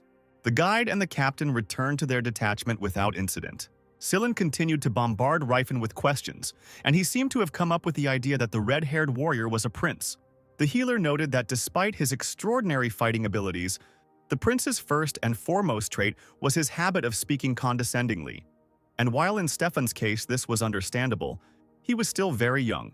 It was extremely rude to treat one of the best knights, Sir Edward, condescendingly, since he was, after all, much older than Ryfin. I just rarely met people on my way, so I forgot my manners, the magician justified himself, and noted to himself that he must not forget that his current body was only 22 years old. The squad walked along the corridors that Ryfin had previously examined, so there was nothing to worry about. Stefan opened the gate that had appeared in the warrior's path. And then everyone standing behind the heir saw something that the magician had not noticed during his walk around. It seemed they had entered the wrong door, because in the middle of the hall there was a huge head of a demon, Greblista. Breaking through the ceiling, the monster straightened its shoulders and tried to stand up to its full height. In the demon's hands, the very sword of Sir Claude that Stefan had come here for lay menacingly. "Who would have thought that this place had such a guard?" muttered the heir of Altian. Reifenhardt noted with displeasure that he did not remember Greblist appearing within these walls, which meant that by the time he came to the ruins with Cirrus, the demon was already dead. "Let's go back. We can't handle this monster with our own forces," he suggested to the captain. But it was too late. One of the knights pointed out to Stefan the treasure he was looking for in the hands of the monster. It was impossible to confuse the demonic sword Alchian with another artifact. "You're not going to fight this monster, are you?" Sir Edward asked, obviously stupid. Despite the offer to retreat and develop a plan, already knowing the enemy, the captain prepared for the attack, because he could not forgive the desecration of the sword of his ancestors. "I wouldn't back down even if the sword was in the hands of the Grim Reaper," Stefan shouted. "To arms, my brothers!" roared the captain, leading his soldiers to certain death. What a moron, Reifen thought, knowing he would have to take on most of the battle himself. Within the spatial rift in the ruins of the Silver Age, there is a system of automatic correction of the system's deficiencies. That is, when the system fails, protection is triggered that absorbs monsters. In other words, the entities guarding the dungeons exist peacefully until the system kidnaps them to use as guardians. In front of the squad stood the same demon that had defeated Claude, who had mastered the aura. The captain made fun of the frightened army, hinting that the demon was chained and there was no need to fear him. Reifen rightly noted that the squad had no chance against the monster. Sir Edward took offense at Reifen's words, pointing out that he was a country boy who did not know the honor of a knight and the things worth dying for. Reifenhardt looked at the squad in shock as they walked towards certain death. They couldn't defeat the lower-level demons. What hope could these madmen have? "May the blessing of the goddess be with you," Sillin implored the knights. The emboldened warriors went on a direct attack against the monster. The demon, even in a restrained state, was able to knock out half of the attackers with one blow. Watching the knights scatter across the hall, Reifen noted that he had said that this plan wouldn't work. "Another one is flying," he said without a trace of sympathy. "How can there be compassion if people actually enjoy getting the shit kicked out of them? Don't lose heart. We are the Knights of Altian. Even this demon fears us." The captain's instructions were heard. Reifen was once again convinced of how stupid the young master was, that no matter what you tell him, he won't listen. And you can't rely on Sir Edward, he's only helping this impudent young man in his attempts to die. The captain, of course, shows off. Flutters like a butterfly, stings like a bee. But he barely scratched the monster. Sillin once again summoned the holy rattle. "O Philinense, turn your sacred staff upon this evil being," he prayed. A pink shroud enveloped the monster and the space around it. The idol that the priest had summoned opened its mouth in a non-existent cry. Sillin insisted that Philinense release his sacred staff. Gracefully waving his hand, the healer directed energy towards the monster. For a second, Riffenhardt thought it might work, as the room was filled with pink light and sacred rattles were flying toward Greblist. Unfortunately, the pink light dissolved. The demon was still there, but the agile Lelzia was already rushing towards him with her trusty sword. She jumped on the monster's head and delivered several precise blows. She then pushed off his horns and flew down, simultaneously striking at his upper body. At this time, Stefan attacked the lower part of the monster's body. Riffenhardt thought that Lelzia was very talented. Perhaps she would be cooler than Sir Edward. Did I really underestimate them? The magician was surprised when he saw his colleague cast a spell. "Cold of the northern winds, whirl in my hands." Todd made mysterious movements with his hands, causing a snowstorm. Riffenhardt looked around at what was left of the ruined ceiling. And just at that moment, the color of the panels switched from blue to bright orange. The chains holding the monster began to gradually heat up. The current defense system is overloaded. The second phase has been activated, freeing the monster from its shackles. "Damn it!" Reifen cursed, frightened by this state of affairs. The rower took off from the ground in a jump, and landed back on it, crushing a couple of soldiers along the way to the point of, "We'll hardly be able to put anything in the coffin." Greblist looked like a real Satan, with his huge horns and a star carved into his forehead. "Die, Greblist!" Stefan shouted, raising his sword over the monster's head. However, the monster made its move faster, and with one blow sent the captain into the nearest wall. Blood gushed from the nose and mouth of the heir of Altion. Sir Edward, seeing how hard the monster had thrown his master, immediately rushed to help. But when he ran up to the wall, Stefan was already almost on his feet and was getting ready to fight again. Lelsia drew her sword and ran to attack, the young captain joining his battle friend. The elf, in her usual manner, jumped around the monster, delivering pinpoint blows. Her movements were reminiscent of a wild cat, just as graceful and elegant. The rower was already becoming irritated by her constantly flickering face nearby. Lelsia did not hide her disgust towards the monster and swung for another blow. At that moment, the monster opened its mouth, from which a wave of fire burst forth. The wave of fire turns into a waterfall, and now fills the entire hall.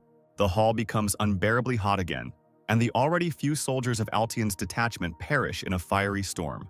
It feels like there is no escape from fiery punishment. The hot river is ready to reach Silan before he can even put up any defensive spells. Once again today, a priest is ready to say goodbye to life. And then, out of nowhere, the red-haired prince, Mr. Riffin, blocks him. He creates a shield from his aura which allows them to survive.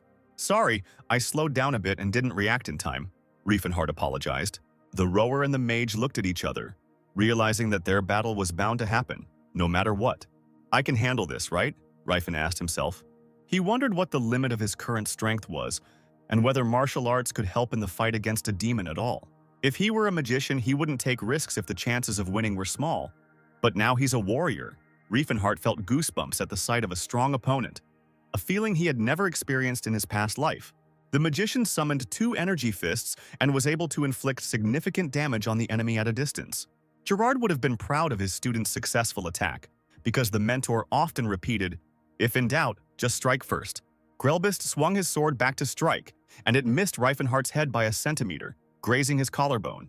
The magician was genuinely surprised that the demonic sword was able to slightly scratch him, because he had long ago developed immunity to ordinary human swords. The demon cut through the air several times in a leap, trying to kick Riefenhardt with its hoof. One of the attempts was successful when the magician's hand was hit. Blood spurted from the impact site, and Riefenhardt's eyes widened in confusion. The monster, noticing the enemy's hesitation, took an even greater run and struck with its hoof again. Riefenhardt was thrown head over heels into the wall on the opposite side of the room. He would have been lying if he had heard clearly what the excited Saint Silenus was shouting, because at that moment he only heard his head breaking through the bricks. But when the magician was able to get out from under the rubble, he shouted to the healer just in case that he was okay, and there was no need to worry about him. Silen was pleasantly surprised to see the aura power blazing around Riefenhardt, which earlier in the fight with the lava monster had easily been mistaken for the light from the surrounding fire. The Demon King was upset that he had not held back the blow, because then he would have had a chance to counterattack, and he was too used to dodging his mentor's beatings. But when Grelbist roared in the highest language, Riefenhardt muttered only, "I don't understand a damn thing, but forward," and rushed to meet the monster. The opponents' auras collided and dealt powerful blows to each other. The squad captain's face twisted as he too realized that the village guide was using aura-based combat techniques. How can it be that an aristocrat cannot control the aura, but some unknown commoner managed to awaken it? Stefan wondered. Riefenhardt looked majestic, and didn't even notice it, since the battle completely absorbed his attention. And the heir of Altian was close to hysterics, asking fate how it had allowed such injustice. As if sensing how close Stefan was to the brink of his sanity, the monster roared with all its might and rushed at the warrior with another blow. There was genuine fear in the captain's eyes and a question. Where did the one who uses aura come from, as if he fights with it every day? He no longer saw Riffen as a man, a guide, or a village boy. From now on, in Stefan's eyes, the battle was between 2 monsters. The squad captain's internal monologues did not distract either Riefenhardt or the monster from the fight. Grelbist's demonic sword once again flew past the red-haired warrior, just a few centimeters away. The demon didn't know that for the magician, their fight was equal to a regular, high-level training session. Riefenhardt easily read the monster's attacks and was able to quickly develop counter-tactics. The Demon King's blows hit the enemy's most vulnerable spots, but unlike ordinary people who could be killed by such techniques, the demon only shook himself off and continued the fight. The Guardians of the Ruins do not fall even after serious injuries. The ruins pump mana into them, healing them endlessly. Therefore, any blow from Riefenhardt, as long as the magic of the ruins is alive, is only a slight discomfort for the monster. Almost immediately after realizing this fact, the magician understood what benefit he could get from this fight. I guess I could practice the grabbing technique since it wouldn't hurt either of them, Rifen thought, wrapping himself around his opponent's arm. And you can also hone your fighting technique in the air, The magician rejoiced, lifting himself off the ground and aiming his boot straight at the monster's face. Well, and of course, where would we be without practicing our punches? The magician rejoiced internally, working his fists. The monster was definitely the best punching bag in the world for him. The squad of surviving soldiers, the captain, the mage, and the healer, watched the battle without stopping. "I've gotten carried away," thought Riffenhart, noticing the observers. While the monster tried to crush him with its mighty hooves, the magician thought out his next strategy. If he uses the Horn of Disaster, the monster will be defeated, but he will bury himself and his entire squad alive under the rubble of the destroyed ruins. "Rifen, use the sword!" the Delphic Tower mage shouted. "You can crush him by covering the sword with the priest's aura and blessing." The Demon King's expression involuntarily twisted. He knew about this information even without Todd's instructions, but preferring not to start a quarrel, he told the truth that he did not know how to cover a sword with aura. "I can only envelop the body with aura," he prompted his stunned colleague. "This is the teaching of our fighting clan." "Rifen," the priest shouted, attracting the warrior's attention. "What else do you want from me?" The Demon King got angry, barely holding his opponent's hand to prevent him from plunging the demonic sword into his heart. "Your body has high resilience, right?" Sillin clarified. "Durability?" Rifen said, confused. "Well, yes, it's pretty strong." "Excellent! I'll cast a binding now!" The priest rejoiced and immediately began casting the spell. "Philinensi, send a blessing upon your trusty sword," Sillin prayed as he pumped the power of the gods into the Demon King. Rifen broke into his signature smile and charged forward, feeling like he was 1,000 times better than his punching bag this time. Grabbing the demon by the arms, the magician lifted him off the ground and threw him into the opposite wall of the hall. Was this revenge for Riffenhart's previous flight? Quite possibly. A pink haze enveloped the warrior, and he felt the blessing of the gods on his skin. But one significant point confused him. Did he want to kill me? The magician was filled with rage. "This is a divine strike spell. It is used on objects, not on the human body." "It worked!" Sillin exclaimed, as Rifen tried to come to terms with the idea of being used. "Now beat this battered demon to death," the priest commanded in his sweetest voice. In principle, Riffenhart agreed with him. He himself was already impatient to finish this fight. The boot slammed into the monster's face with furious force. The divine kick technique has never failed a warrior, as well as the divine knee strike technique he used afterwards. After stopping for a minute, Riffenhart took a running start for the main attack. He concentrated all his strength and mana into his fist, aiming at the only correct point. "Divine fist technique," he declared, breaking the chains on the ceiling that the monster seemed to be getting its mana from. Turning into one solid clot of aura, Riffenhart shot through the monster like a comet.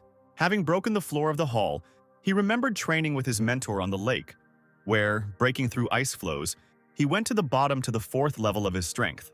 Grelbist fell apart before his fallen body even reached the ground. The magician assumed a completely natural heroic pose, allowing the spectators to admire his triumph. To be honest, he even slightly idolized himself at that moment. But when Rifen saw how the priest was looking at him, he even became a little embarrassed. The runes on the ceiling of the ruins, accumulating 1,000-year-old magic, made an ominous sound, and then they began to fall down as if it were a meteor shower. "Hurry up! Remove your spell," Rifen asked the healer, seeing that the monster's body had also begun to crumble into dust. Captain Stefan could barely stand on his feet, but he had already begun to sort things out with the warrior.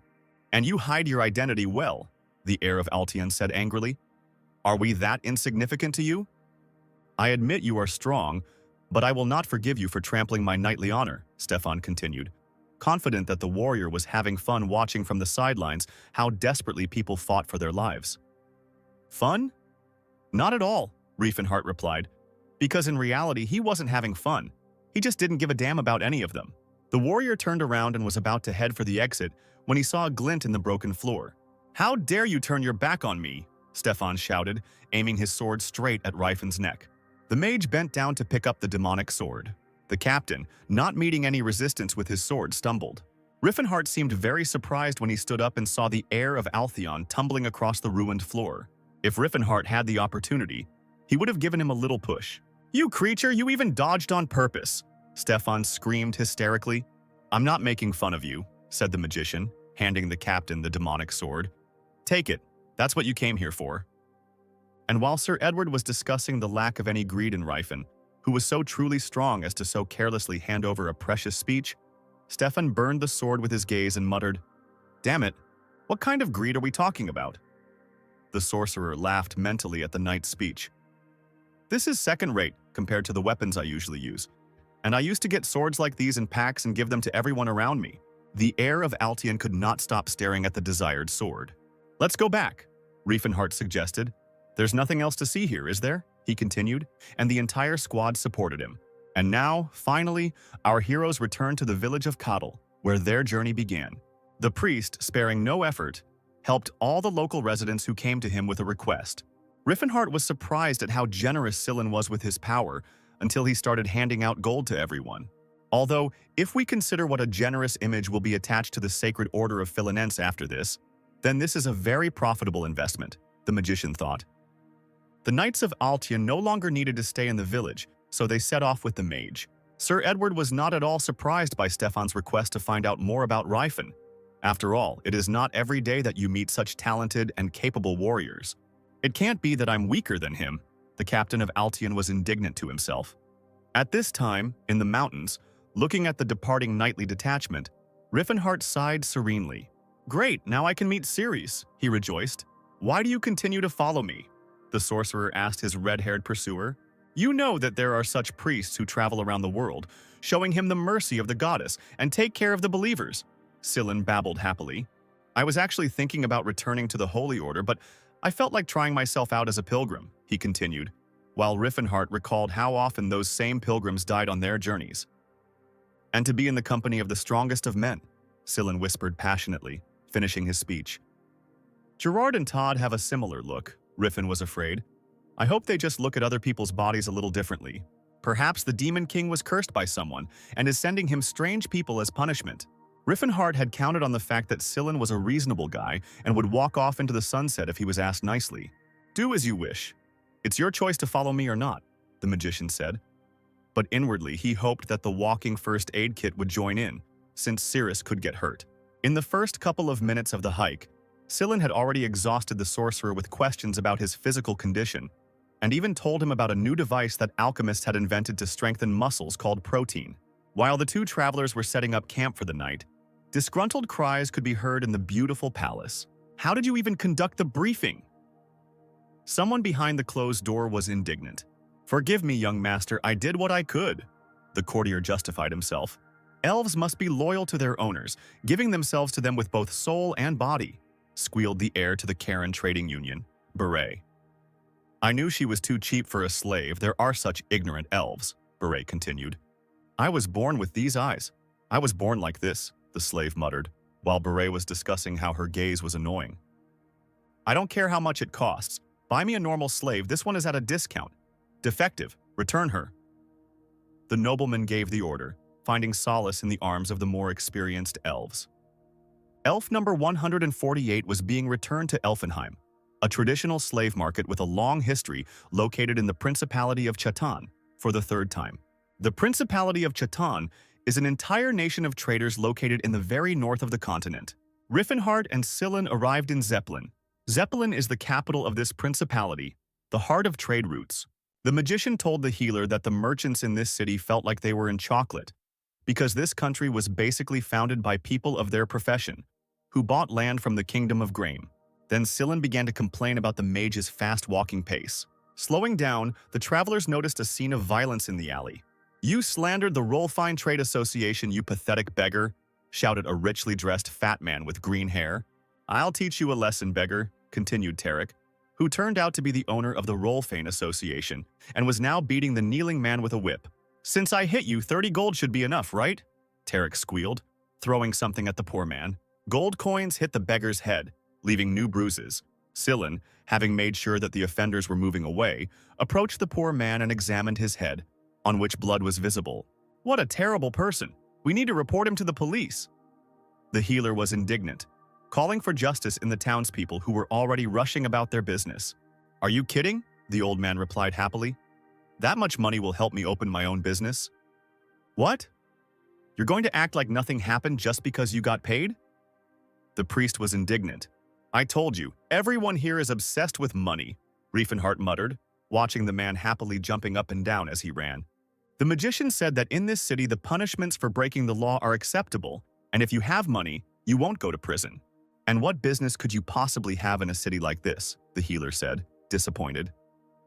I want to buy an elf, the magician answered excitedly, knowing that a wave of condemnation would follow. So you're one of those? Seelan asked nervously, covering himself with his hands. Realizing that he couldn't justify himself without revealing his past life, the magician muttered, Oh, think whatever you want, I don't care. The priest said with disgust, Ugh, man. Riffenhart had to remind him that, unfortunately, Seelan was also a male. Somewhere in the expensive halls, Tarek sat on a beautiful chair and reasoned that if traders beg for money from his trade association, it means they are bad traders who are looking for someone to blame for their failures. The elven courtiers eagerly agreed with their master. Barrett clearly did not expect Tarek to visit, and was genuinely surprised when he entered the hall. Tarek was interested in why Beret and his new slave had not developed a relationship, and where she had gone. Upon learning that Karen's heir had failed to tame the elf and had returned her, Tarek laughed and questioned whether Beret would ever be able to bring Karen into the top 10 trading alliances. Baret's doubts that Tarek would be able to tame the elf spurred the fat man to visit Elfenheim soon and buy the impudent girl.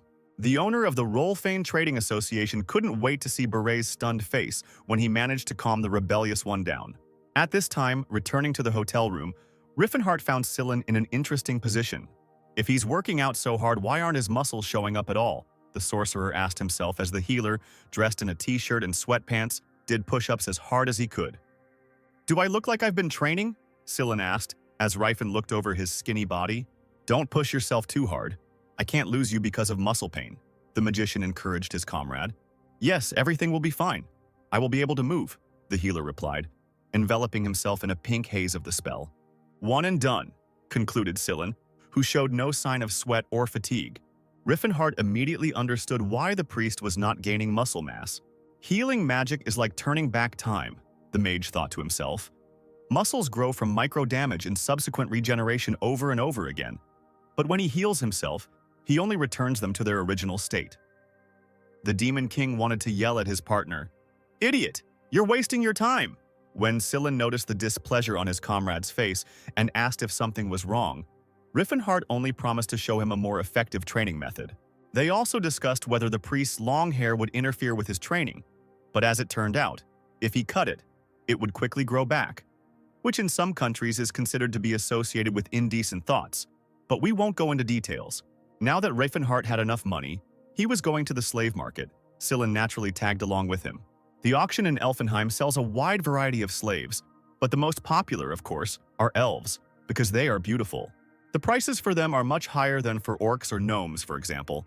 An elf assassin will cost 800 gold.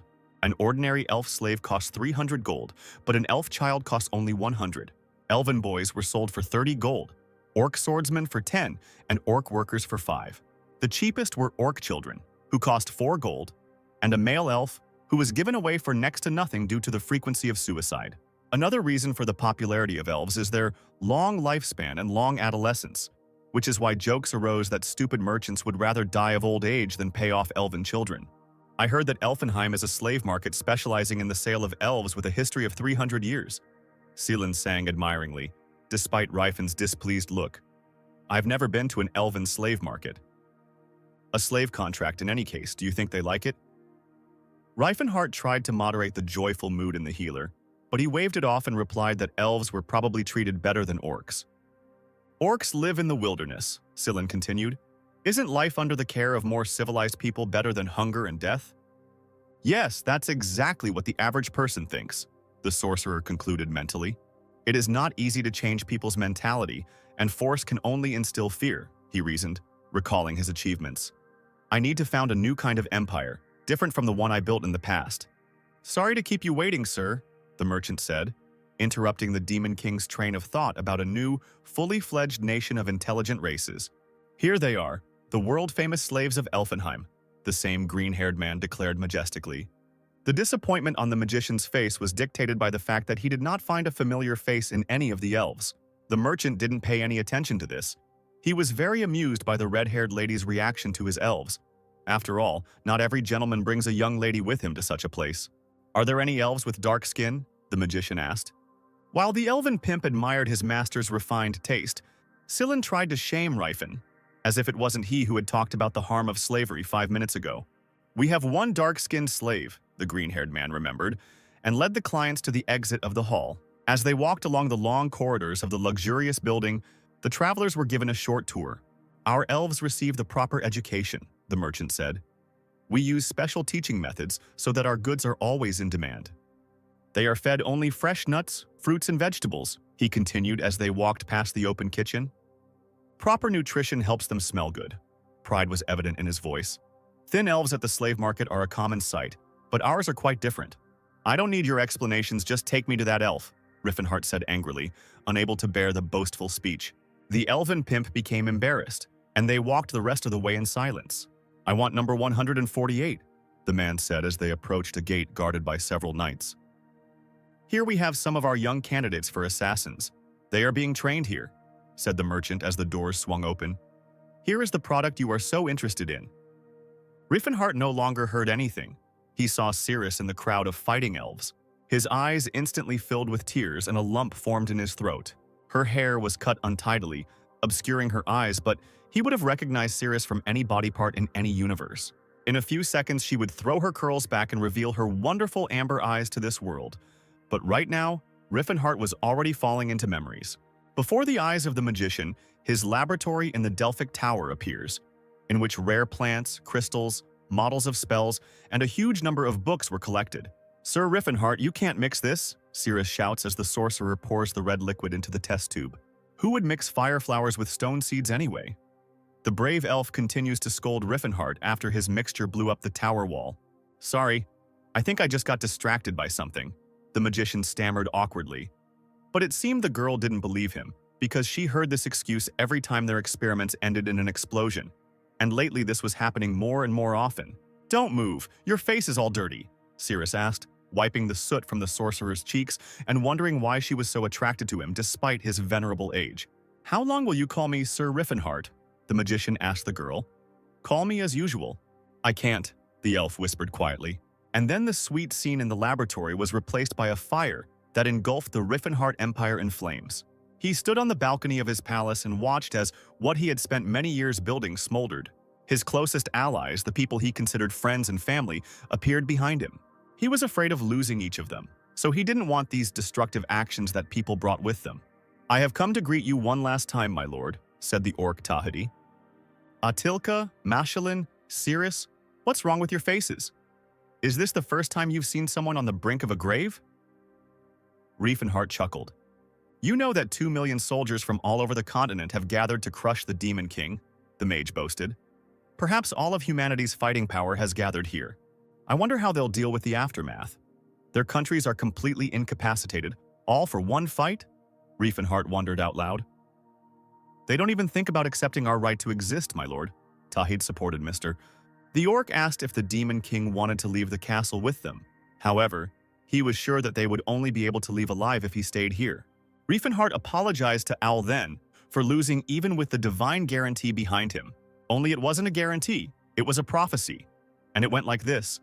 "Keep the elf close while the orc makes the way.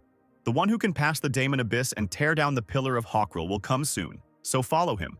He will change your fate and grant you salvation." "I was so surprised," Riffenhart recalled. "I had just destroyed some shrine, and the gnomes suddenly proclaimed me a savior." "I hope the day will come when we will meet again. Owl Pot will give," said Mashalin, receiving the same warm words and wishes for survival from the magician in response. "I will wait for you, Mr. Riefenhart," said the elf, saying goodbye to the magician. "Nobody knows what fate has in store for us.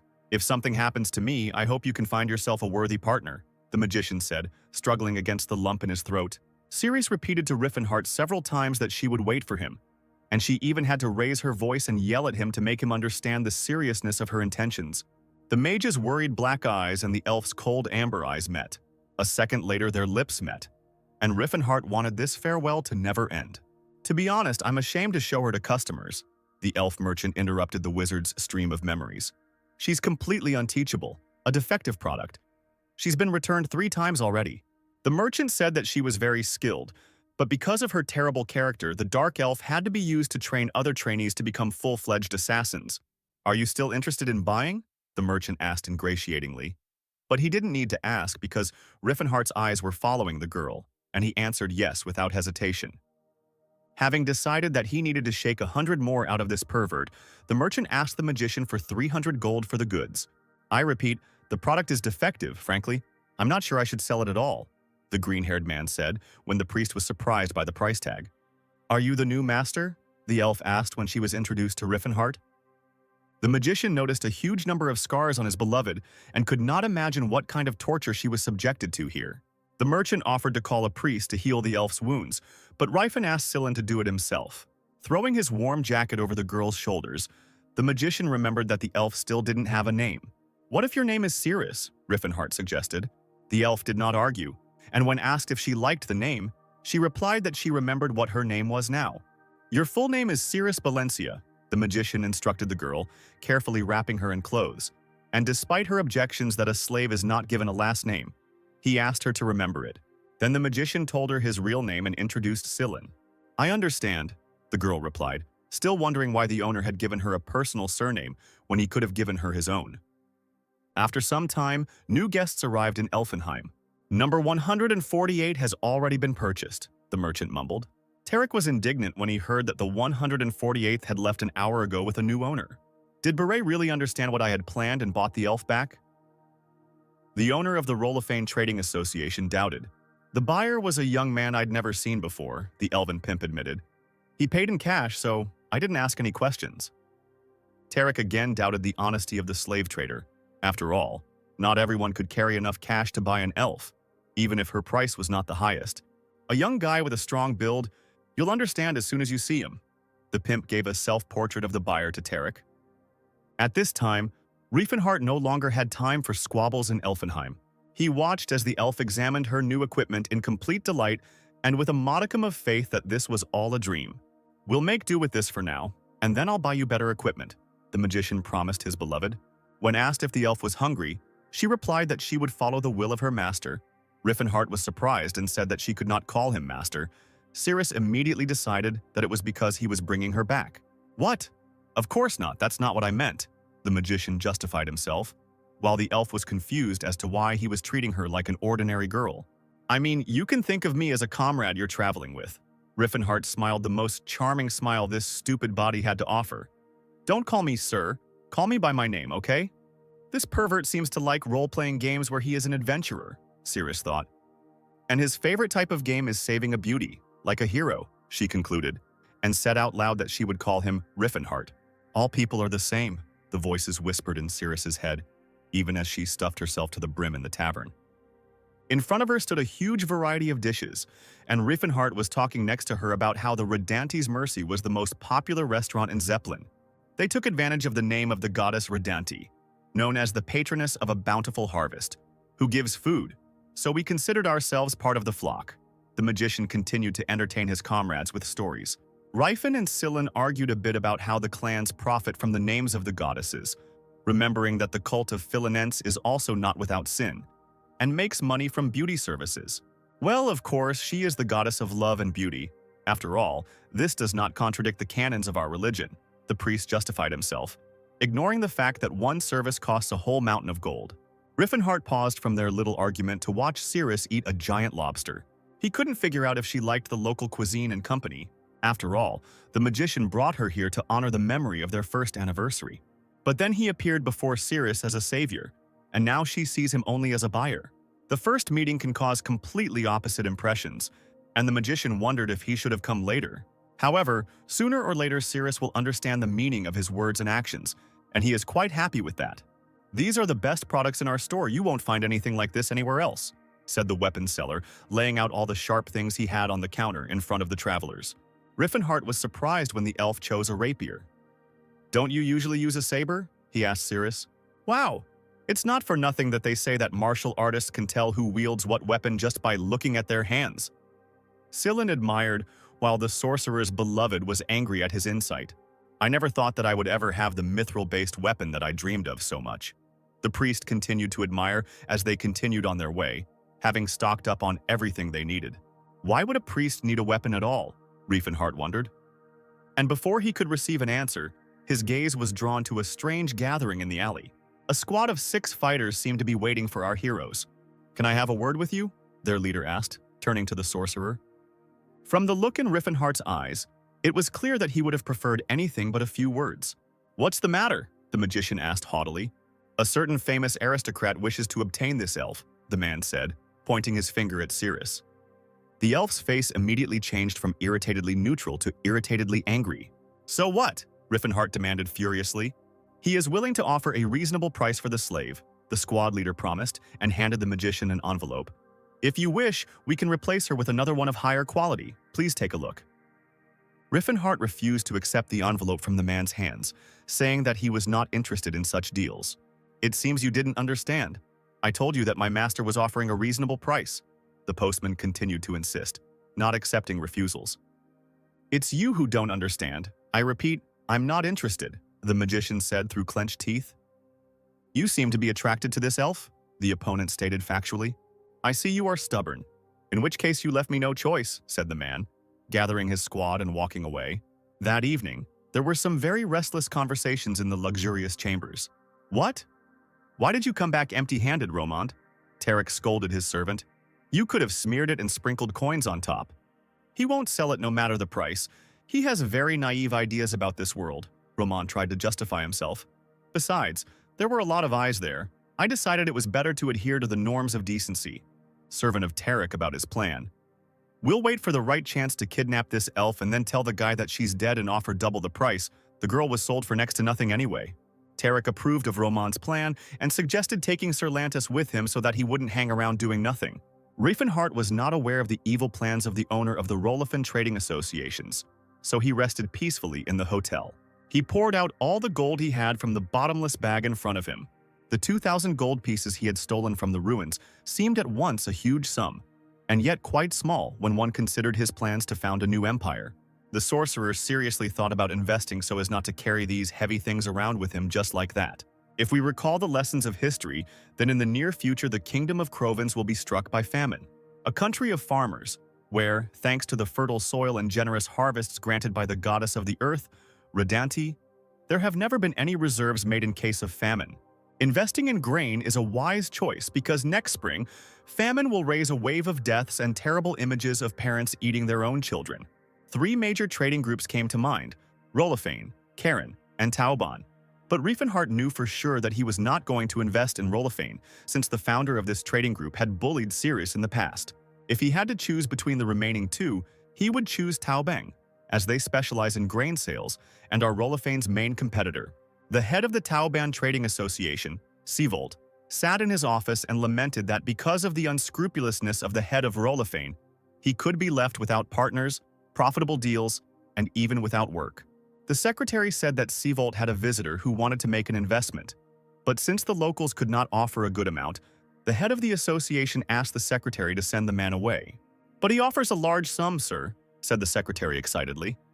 "I want to invest 1,500 gold pieces in grain," Riefenhart said with a smile when he was finally allowed into the office. Bags of gold on the table of the head of the association proved the seriousness of the intentions of the newly minted investor. "Please fill my warehouses in the kingdom of Crovens for the barley harvest next spring," the mage asked. "But selling grain in Crovens is like selling soap to an orc," Seavold doubted. "No one will buy it." Riefenhart insisted on his own, despite assurances from the head of the trading association that he would not allow money to be invested in a clearly failed business. "If you don't want to do it, I'll just go invest in another trade union," the magician muttered, taking the bags of gold from the table and ending the useless argument. "To be honest, our business is going through hard times right now," Seavold revealed his cards. "But with your investment, we can easily survive them and even succeed. I just want to offer you a more profitable investment. It's my money, so I'll decide where to invest it. Just draw up a contract," Riefenhart asked, remembering that in his past life, Seavold had been a very unyielding person. "Promise me just one thing, not to use my contribution for personal purposes," the magician threatened the merchant, taking a promise from him. Afterwards, Riefen asked if there was a branch of the Taoban Trade Association in the Kingdom of Grain, and Seavold assured him that there was, since they were just building a trade route to the northern regions. But the magician didn't care about the northern regions. He needed a branch near the Magic Tower of Delphia, which, unfortunately, the merchant did not have. But the path to the branch in Ronta passed right through those places. The mage took this opportunity to find out how young Reifenhart was doing in Delphia, asking the merchant to pass on any information about the sorcerer that could be obtained. Meanwhile, in the courtyard of the hotel, Cirrus continued training in handling the new weapon, under the supervision of Scyllin. Each swing of the blade cut through the air near the young elf's hair, making her 1,000 times more beautiful. Scyllin, who initially wanted to learn a couple of techniques from the elf, stood to the side and watched her training with admiration. For Cirrus, training was a substitute for meditation, allowing her to briefly delve into the past. High elves were originally meant to be guardians of the forest, said an incredibly beautiful adult elf, stroking Cirrus's hair. While the little elf lay on her mother's lap, she told her that they lived in eternal grace under the protection of the World Tree, Elfenheim, where every living creature is a friend, and the trees provide the elves with food. And although people oppress us, putting us in a miserable position, one day Elida will show us all the way to paradise, Cirrus heard her mother's voice. We are the heirs of the great fairy, my beloved daughter. Never forget about pride. My mother's words overlapped with the memories of the burning house and the destroyed elven settlement. After the death of her parents, Cirrus ended up with an elf who prepared her for life in a better place. For this, she had to learn to be loyal and polite, as befits a good, nice elf. The girl was regularly beaten and subjected to domestic torture. For example, they might not feed her for a few days to make her more obedient. Her kind mocked her, and her pureblood heritage only gave them more reason to mock her. In those days, only the sword saved her, because all the adults she remembered wielded a sword, and they fought bravely and died with honor. That's why Cirrus loved this weapon so much. Swinging the sword, she recalled the image of her parents who were fiercely fighting for their lives. Time passed and memories faded, but Cirrus kept one phrase forever in her heart. My beloved daughter, never forget about pride.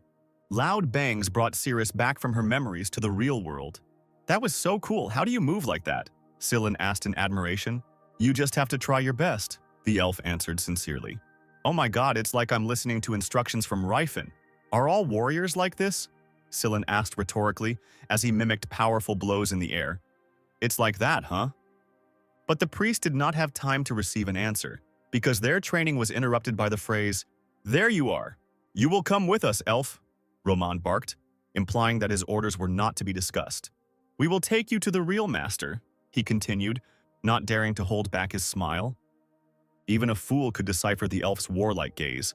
She had no intention of going anywhere with Romand.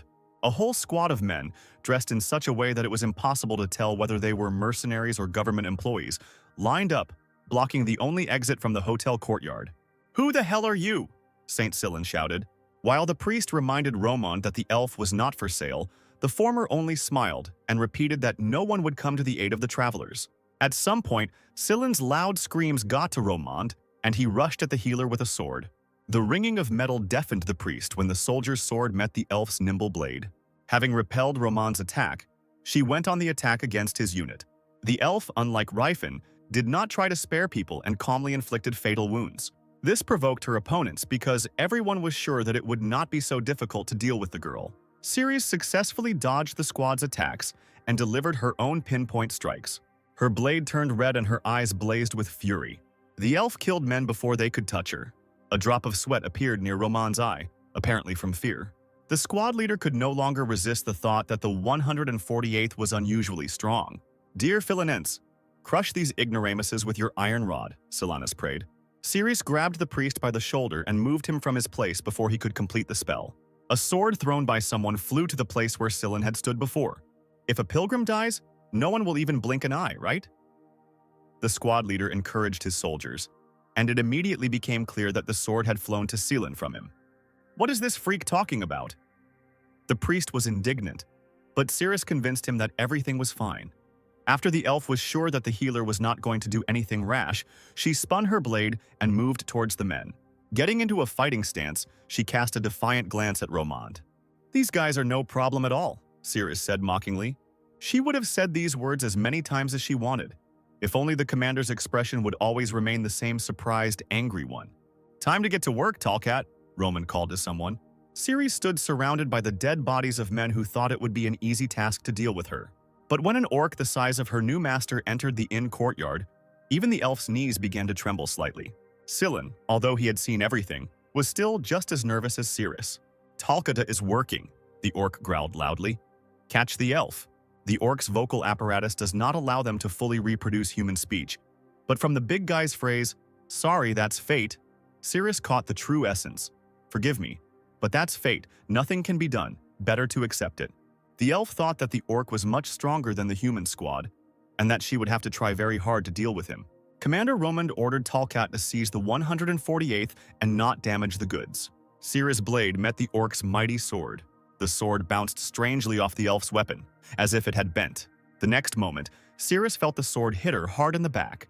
Apparently, he deliberately curved the blade to perform this maneuver. The elf was ready to swear that after such a thing the sword should have been broken. But she examined the enemy's weapon and made sure that it was intact. Now she was sure that the fight with the orc would not be easy. "You shouldn't have left the saber in the room," the elf noted briefly. Ceres did a deft somersault to get above her opponent's head and strike him in a vulnerable spot. But the orc was not a fool, and immediately put up a block with his sword. "What are you messing around with there?" Romand yelled. "Can't you even handle an elven girl?" Talcata thought with disappointment that it seemed he would not be given food again today. The orc's heavy boots blasted the beautifully laid tiles of the inn's palace as he charged towards Cirrus again. Swinging his sword, Talcata hoped to scare the elf. After all, he had no plans to cripple her. However, his opponent did not even allow herself to think about stopping. Confusion and horror filled the orc's face. He struck with his sword from above, as if he was going to cut the girl in half, but she stopped his sword with her small blade. But what scared Talcata most was not the elf's ability to fight, but her gaze. She looked as if she was not afraid to die, and most importantly, Cirrus did not dodge, only repelled the attacks. Talcata put away his sword, leaving room for the bold elf to maneuver. The opponent smiled as if he had done exactly what she expected from him. A second later, Cirrus plunged her blade into the orc's armor. Blood stained the tiles of the hotel's courtyard. The elf's eyes burned with either rage or the excitement of battle. "I almost killed her. What would have happened if I hadn't changed the trajectory?" The orc was indignant, looking straight into the eyes of his battle partner. "I believed you would make it," Cirrus smiled. "Can you block thrown blades?" Scylla shouted, tearing the elf away from her mental suppression of her opponent. "I believe in you," said the priest and began to cast a spell. Romand cursed and prepared to throw another blade. "I told you to stand still," he growled and released the weapon towards the red-haired healer. Ceres materialized right in the path of the flying blade. She playfully repelled Romand's attack, breaking his blade in two. Meanwhile, the entire courtyard seemed to be shrouded in a pink haze, and painted skeletons on rattles hung in the air, the very saints to whom Scylla always called. "Please crush these bastards with all your strength, Saint Philinense," the priest prayed. The elf had never seen her companion's strength in action, so she was seriously surprised, and Romand seemed to have shit his pants when he saw the saints.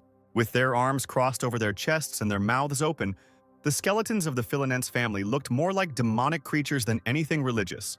Romand's subordinates were in a stupor. They had no instructions on how to fight the Holy Spirit. And then a huge explosion blew the hotel courtyard into pieces, throwing up the once neatly laid tiles. "Although divine power is meant to fight demons and the living dead," the saint spoke quickly as explosions continued to sound behind him, "it will help us buy time. Let's run quickly." "Understood," Cirrus replied, and grabbed the priest by the back of his robe. She threw the soldier's sword that she found on the ground, and he entered the wall almost halfway with the blade. The elf used the sword as a step, jumping onto it. She bounced upward, and here Cirrus, with a healer in one hand and a blade in the other, was flying gracefully toward the second-floor window. As they broke the glass and flew into the hotel, the elf covered Scylla's head with her hands, not caring that she might hurt her own. "Talcata, get after them quickly!" Romand yelled as the pink haze left the yard and the aftermath of the explosion subsided a little. Someone from the side laughed slightly and asked if Romand and his team had screwed up again and missed one little elf. A slave who fights on equal terms with an experienced orc warrior? The bearded man continued to grin, while the squad leader tried to justify himself by saying that they already practically had her in their hands. "Well then, it's my turn. Where did it go?" the bearded man decided. Romand pointed him in the direction and tried not to even look in his direction while he accepted the task. An expensively dressed, fair-haired, bearded man leapt into the air in one leap. His painted cloak flashed in the same window where Cirrus and Scylla landed. Romand was not delighted with the bearded man's manner of constantly bragging about his strength and skills, but even he noted that to rise so high in one jump is difficult and commendable. However, the bearded dude had an aura, so it was easy as pie for him. "Well, hide, my dear, hide!" the bearded man sang playfully when he realized that he had lost his prey. After all, Sirius and Scylla were already far from the hotel. Sometime before the bearded man was brought to their case, the travelers ran to their room to collect the rest of their equipment. Scylla suggested this idea because even if there was an ambush waiting there, they could handle one or two opponents. Sirius was genuinely surprised by the healer's reasoning. Before that, she had considered him a naive child. Naturally, there was a soldier from Roman's detachment standing near Riffenhart's room. He raised his head and saw the elf jumping towards him at great speed. Sirius kicked her opponent right in the bridge of the nose, knocking him out for the rest of the evening. "Do you think we have time to change?" Scylla lamented as the elf tried to put on all the equipment she had bought. "Grab what you can and run." "Oh, Philinense, erase our traces, protect us from danger, and give us a second wind." The saint whispered a simple spell, and the room began to shine with cleanliness, as if no one had lived in it before. Meanwhile, in the present, Lanthus was walking down the corridors of the hotel, a swordsman who had reached a certain level of fencing and had even mastered the aura. The one who owns the aura is able to slightly sense the movements of all living beings within 30 meters, and even walls will not become an obstacle for him. That child is able to erase traces of presence like a high-ranking priest? Lanthus was surprised, remembering the red-haired healer, and kicking down the door of the room. The swordsman was convinced that the travelers had fled when he saw a completely clean and, most importantly, empty room behind the broken door. "Don't tell me they got away again, Sir Lanthus," Romand asked, following the swordsman into the room. "Let the dogs go, they couldn't have gone far," Lanthus smiled. Meanwhile, the priest and the elf ran wherever their eyes looked, meandering through the courtyards and alleys of the city of Zeppelin. Ceres first suggested that they get lost in the crowd, but Scylla was sure that they should avoid people as much as possible, because no one would help slaves running away from their owners. "Even the Holy Order won't help us, now I understand why pilgrims die more often than flies," thought Scylla. But the prospect of giving in now and returning to the power of a strong lady, as frail as he was more frightening than the current chase. "If Mr. Riffin were here, everything would have been resolved already," lamented the priest. "Where the hell is he?" "We must find him at any cost," muttered Scylla, starting to cast a spell and ignoring Sirius's question about the master's true strength. "Oh, Philinense, have mercy, show us the thread of fate," the healer prayed. "See how painful our separation is and reunite us." Painting the city with pink lines before the travelers, a fork in the road of fate appeared. "Love can forge destiny from chance," Scylla explained to the elf. "A chance meeting becomes a destiny at the behest of love. A man meets a woman and says, 'Among the countless men and women of the continent, our meeting is like a miracle.' The probability of such an accident may be extremely small, but with Philinense's blessing, it becomes destiny." "Actually, this spell is meant to find suitable matches, but we have a different goal now," Scylla thought. The priest praised Ceres, noting that she seemed stronger than Lelsia, the only elven assassin he knew. Ceres responded to the healer with a reciprocal compliment on his abilities, noting that he had an incredibly high rank for his young age, which incredibly flattered Scylla and made him think that communicating with the elf was like talking to a friend, not a slave. "Are we here?" Ceres asked, emerging from the alley into a wide square surrounded by several towers. "Yes, this is where the thread breaks," Scylla replied, noticing that one of the towers had collapsed. Suddenly, the sound of footsteps made the travelers turn around. Lanthus reluctantly emerged from the arch, dragging his feet along the ground. "This is not Mr. Riffenhart," Ceres remembered, covering the priest with her body. "I got caught, kids," said the stranger. "Thanks to you, I got a good workout." A bearded and expensively dressed gentleman moved towards our heroes and advised them not to run away anymore. But the elf herself realized that running away and exposing their backs was pointless. She needed to give battle immediately and leave quickly, having defeated her opponent. Ceres struck with her blade, but the enemy managed to dodge. "These aren't beginner skills, you're quite talented," Lanthus said, appearing behind the elf. He continued to talk about her must have been training hard and her successes as Ceres continued to make more and more attacks. The elf kept thinking about who this rich and impudent gentleman could be. "Oh, Philinense, grant your servant the courage of a lion," the priest asked, thinking the same thing as Ceres, that with such skills a man is known in the world of knights or swordsmen. "Fill the hands that grip the sword with the strength of giants themselves. Let her gaze become like an eagle's, and her legs become like those of a bull, so that she can crush the enemies on her way." Scylla finished his prayer. "A holy strike?" Lanthus was surprised. To cast so many holy spells at once is not even the level of a high-ranking priest, but a bishop level. I'm quite famous in the south of Vasily, if you want to know, Scylla boasted and encouraged his battle friend, directing her into battle with the consecrated sword. With the priest's blessing, you have changed beyond recognition. Lantis tried to distract the elf with conversation, delivering a critical blow. The blessed sword cracked and shattered into pieces all over the area. Ceres gripped the hilt of the cracked sword and looked into the eyes of her opponent. "But you got too carried away while I was playing with you," the swordsman said disappointedly, and struck the elf, letting her blood stain the pavement. Scylla turned pale and noticed that the aura was coloring the air around his opponent. "Who would have thought that a slave would force me to use aura?" Lantis muttered. "What is a swordsman with an aura doing here?" Scylla was indignant, trying to help the wounded Ceres. They can live anywhere in luxury, he thought. Hiring one to capture a slave is like using a dragon to light a furnace. Arriving at the scene of the battle, Roman addressed the swordsman by name, and then Scylla realized who was in front of him and called out to him, causing Lantis to be surprised. Of course, Scylla knew who Lantis was, just a famous knight in the Taken Kingdom, the heir of a noble family who displayed astonishing military prowess after awakening his aura after the age of 30. The entire Taken Kingdom rejoiced at the arrival of a new aura lord. However, Lantis had a secret of his own that he could not share with anyone. He had a terrible fetish that began with elven slaves and extended even to royalty, and was then inevitably revealed in high society. Sir Lantis became the greatest disgrace in the history of the Taken Kingdom. "You're a monster! You disappeared into the Chatan Principality, huh?" Scylla asked, remembering how he was scared as a child that if he stayed out late, Lantis would catch him. While the priest was indignant at how the owner of the aura could engage in such dirty deeds that truly justified his reputation, Lantis only laughed that he was working for his salary. "In Takon, I killed hundreds of slaves, and then I fled here," said the Dark Knight. "Besides, I like to play tag." Roman had no complaints whatsoever against Lantis. After all, his dishonor was nothing compared to the benefit that hiring the Lord of the Aura provided. Over the past 10 years, the Rolofane Trading Association has become the second largest in the Chatan Principality, and this is thanks to Lantis.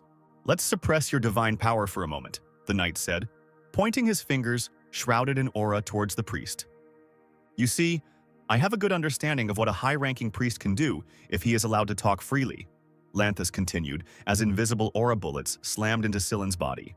Roman asked the knight to be careful not to hurt the elf even more, but Lantis just waved him off and replied that he could always hire a priest and heal the damaged goods. "By the way, this young priest also looks cute," the Dark Knight said, and asked Roman to take Scylla with him. "Wait, I'm actually a guy," the red-haired healer protested. "Boy?" Lantis was surprised, his eyes lighting up strangely. "Well, this will be an unusual experience." "I'll take good care of you," Roman promised the priest, holding out his hand. Slicing through the offered hand with his mithril blade, Scylla stood up and shouted something like, "Don't you dare! Don't touch me!" Lantis's eyes nearly popped out of his head. "Your tendons must be torn. How did you get up without treatment?" the swordsman asked. Seeing that Scylla was trying to cover the lying elf with his body, the knight continued to put moral pressure on the priest. "You are probably the most beautiful, fragile, and trembling zombie in the world. It looks like I'll have to cut off your little legs," Lantis smiled, and saw the furious horror on the red-haired guy's face. At that moment, the walls of the square seemed to explode and raise a storm of dust around. Lantis looked sideways at the explosion with displeasure, sensing that they had come for his soul. Scylla's spirits were lifted when he saw such a familiar face. "Found you, bastards," Riefenhart said through clenched teeth. "How dare you covet Ceres?" he yelled, gathering his aura into a fist. The red-haired warrior took a step out of the hole in the wall that he had made himself and took off his warm coat. Lantis knew from one look at the guy that something was wrong with him. "This is not just a young guy who was lucky with his physique," the knight reasoned. "I can feel a very strong aura coming from him." Roman revealed that this was the slave's current owner, surprising Lantis, who thought that the elf was owned by some brat. All of Lantis's senses were going crazy from the mere presence of the red-haired guy, and that fool Roman was calling him a brat. The fact that the knight can't count the guy's level while being the owner of the aura only means that the brat also has it, despite his youth. "Thank you for protecting Ceres," the mage thanked Scylla and asked him to hold his coat. "I haven't met such strong people for a long time," the Dark Knight said, turning to the elf's owner, thinking that perhaps the guy was over 30 and just looked younger. Riefenhart exhaled and grinned evilly. "Don't you dare make chivalrous speeches being a dirty, perverted old man," the magician snapped angrily. "Attack!" An aura glowed in a red haze around the dark knight, matching his wild eyes. The orange aura of the magician, like a ray of sunshine, enveloped him from head to toe. From the side, it seemed as if he was in the center of a fire. The Demon King rushed towards his opponent, thrusting forward a fist full of energy. The knight, however, chose not to change his habits and imbued his faithful sword with aura. Both opponents moved as if in slow motion to each other, but observers saw only flashes of energy.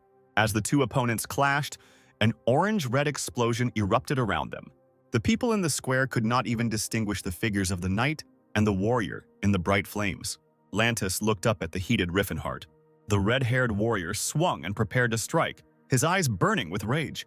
There was mockery in the knight's eyes. He did not take this fight seriously.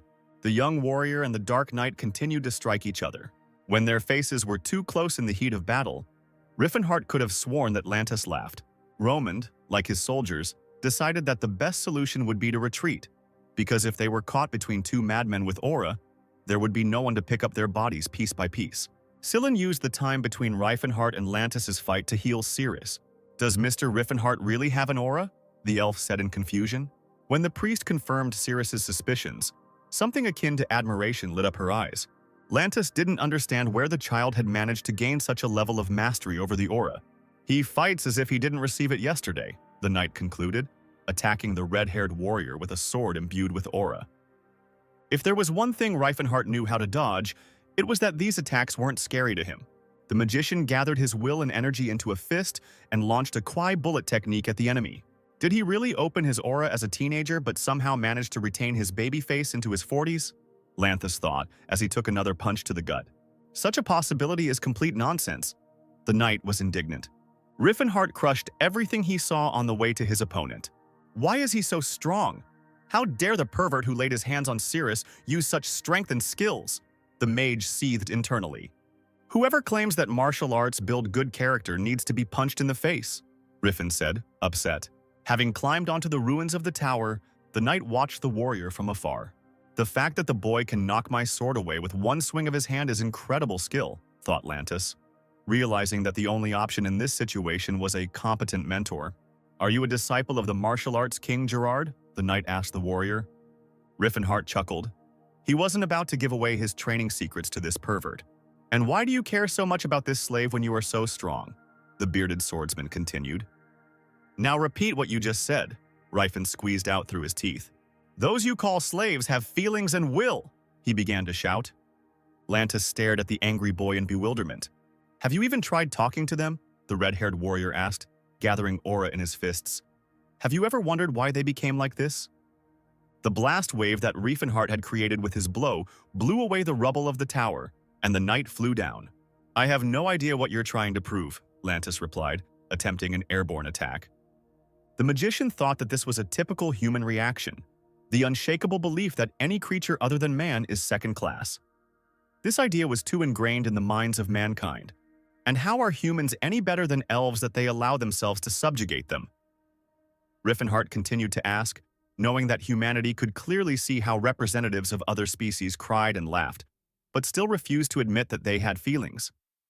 "It's natural that we, being the pinnacle of evolution, make them slaves." The knight tried to reason with his interlocutor. "Who are they if not slaves?" Lanthus's voice echoed in Riffenhart's head. "Why should the descendants of great spirits bear such a heavy cross?" The magician tried to convey his thought to the knight for the last time. "Does it really not even occur to you that if people were not at the helm, they themselves could very well become slaves?" he shouted and delivered one of his signature blows. Lanthus was unable to withstand such aura and fury and flew to another part of the square. When humans enslaved the orcs, humanity celebrated their victory with gusto. When they deprived the dwarves of their will, they also had fun and laughed. And when they subjugated the elves to their power, they enjoyed the triumph. Such is human nature. "If you allow slavery to exist," Riffenhart yelled, "be prepared to become a slave yourself one day," he finished, falling on his opponent's head from the air. "Are you crazy? Do you really think that elves are equal to humans?" the knight replied, not paying attention to the fact that the last blows had knocked the spirit and blood out of him. Riffenhart took a long run up to strike. "No Ceres is a slave," he shouted, approaching his opponent. Lantis managed to dodge, and Riffenhart's blow landed on the wall of another tower. As long as the slave system flourishes on the continent, even people who are unfortunate enough to be weaker than others are part of it, the mage continued to reflect. Defending an unjust ideology will always backfire. Only the stupidest people don't understand such basic things. If this vicious circle is not broken, Riffenhart was having an internal monologue, but he was not distracted from the battle, and having gained a huge amount of aura, he kicked the enemy in the chest. If we don't try to change the false ideas, one day everyone will live in fear, the mage thought, as Lantis crashed face first into one of the stone walls. Beads of sweat were running down the knight's face. It was clear that the battle had really exhausted him. The young warrior looked like he was ready to fight for another couple hundred hours. This must be fixed, Riffenhart concluded his internal monologue. I will put an end to this at any cost. The Demon King grabbed the pervert knight and began to slam his head against the wall. Lantis's head left cracks in the wall. Each time they grew wider and wider, and then bricks began to fall out. In the end, Riffenhart threw the knight out of the square through the hole his head had made. Let Lantis continue for several spans and end in the wall of one of the last surviving towers. I will change this, no matter what, Riffenhart declared, not paying attention to the fact that part of his monologue remained only inside his consciousness. So that no one would call Cirrus a slave again, the magician continued. So that no one would even think about enslavement again. For her sake, I will change this damn world, Riffenhart concluded, not seeing the impression he made on the elf at that moment. I thought he was just another crazy bastard, Cirrus mused. But how obsessed with role-playing games do you have to be to spout such nonsense about elves not being slaves? Is he really a hopeless pervert? The elf was even slightly upset. And yet, to be honest, the magician's words awakened something in Cirrus. She remembered her mother talking about how they were descendants of great spirits. Perhaps the young master knows history well and is really trying to help? Hope flashed in the elf's eyes. Meanwhile, Lantis, under the rubble of the tower, begged for mercy. When Riffenhart demanded a reason why he should forgive the filthy pervert, Lantis assured him that he had repented and was ready to reflect on his sins and do only good for the rest of his days. Your expression tells me you're not lying, the magician began. But I really hate the holy order of the Sayer, which allows you to do whatever you want as long as you come to the temple with repentance. Riffenhart finished his thought, noting that if Lantis had truly repented, he would have gone to prison and not strolled around the temples. I am ready to surrender to the authorities, the shameless knight begged. You don't need to dirty your hands for a worthless person like me. My hands are already covered in blood up to the elbows, the red-haired warrior said in a sepulchral voice, remembering his past in the body of the Demon King. But so be it, I believe you, he showed understanding. If you truly repented, you must have thought that you deserved to die, that it would be better to die quickly to pay for your actions, right? The magician asked the knight. Sillin and Cirrus saw Rifen raise his mighty fist and lift it over the rubble of the wall that had trapped the knight. The red-haired warrior makes one precise blow, and it becomes clear to his companions that the knight will not emerge from under the rubble alive. You shouldn't use the word remorse so thoughtlessly. Riffenhart leaves posthumous advice to Lantis.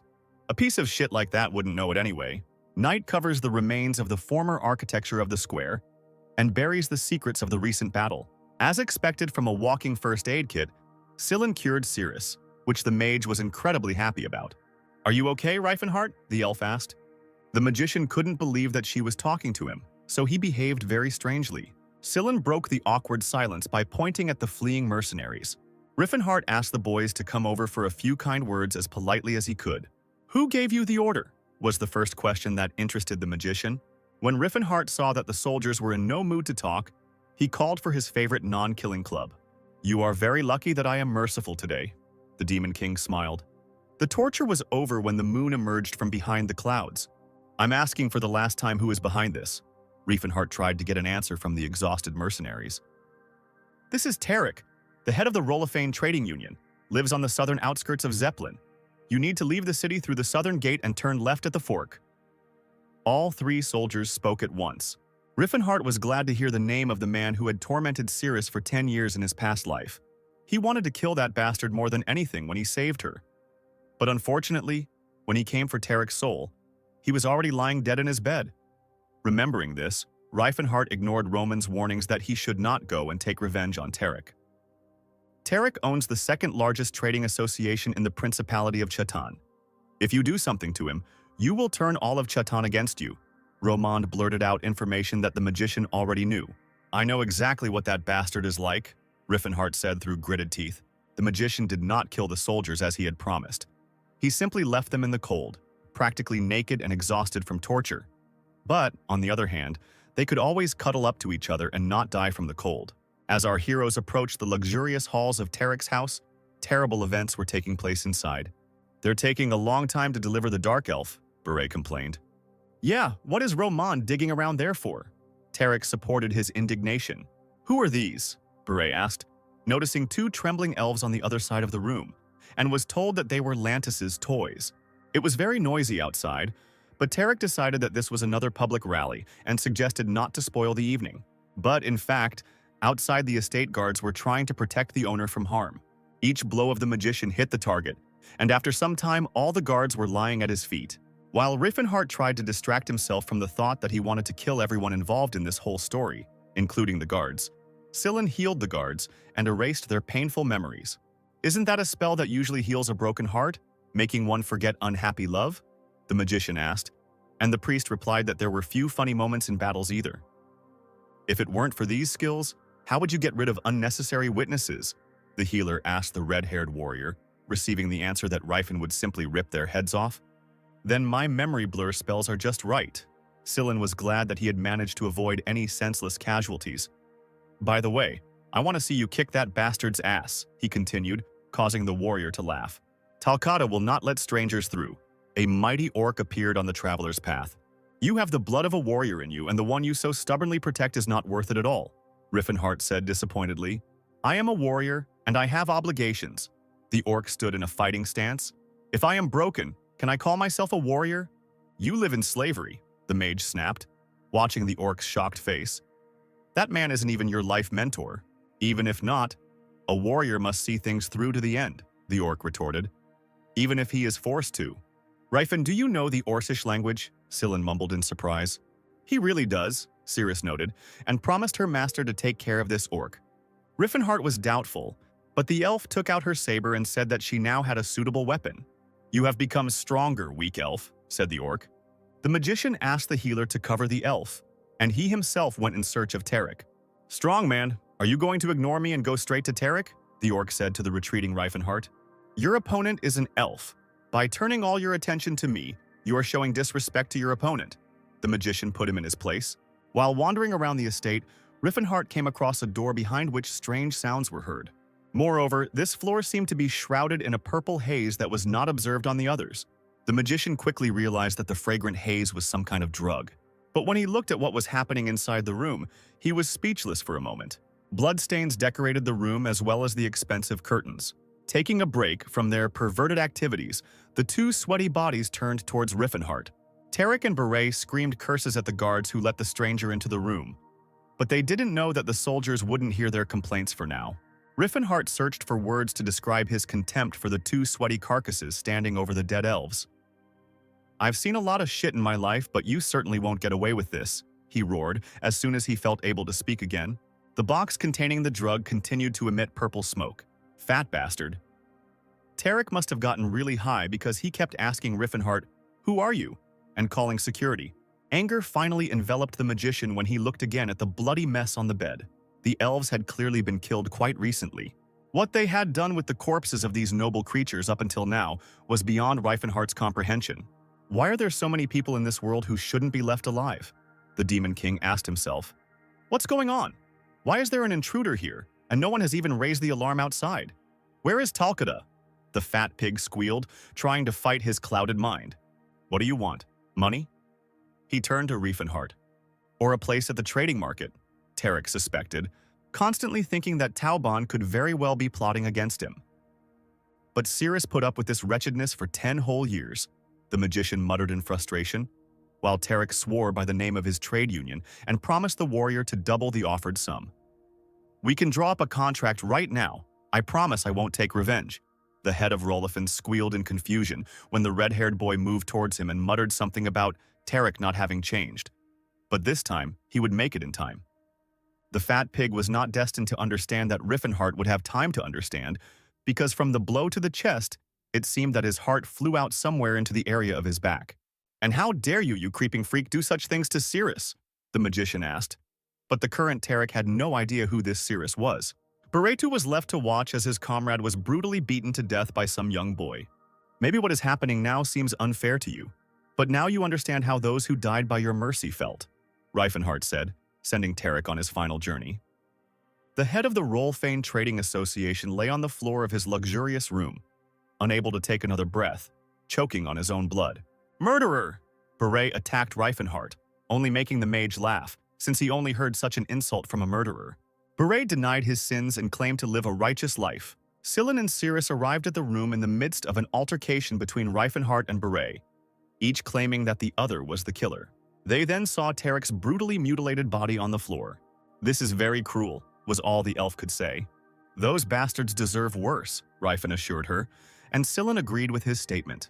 The priest had been traveling for a long time and had long since gotten used to such sights, which he shared with the elf so that she would not worry. Scylla and Cirrus began to praise each other in front of the mage because the elf took care of Talcata, and the healer helped, maintaining her vitality. From what his partners told him, Riffenhardt concluded that Talcata was not dead and was very glad about it. You are the slave that I returned. Beret came to his senses. Are you the one who kills children? Cirrus asked, watching as Scylla tried unsuccessfully to help the elves. Your pathetic life won't be enough to calm this child's soul, but, said the usually silent 148th. It's the least I can do, she continued, allowing Beret to see his own reflection in the surface of her sword. Red drops splashed onto the room's purple wallpaper, creating a unique pattern of sin. Help! Beret reached out to the mutilated slave. The sword pierced his body as quickly as his soul left him. Don't you dare touch her with your filthy paws, Cirrus ordered, thrusting the sword deeper so that the freak wouldn't be able to recover. Riffenhardt looked at his beloved with sympathy, not imagining how he could shield her from the pain that humanity had inflicted on her. A little later, but still in the dark night, something was happening in the snowy forests. First, the fire became visible, causing the snow on the trees to melt. And then it became clear that elves and orcs had gathered around the fire.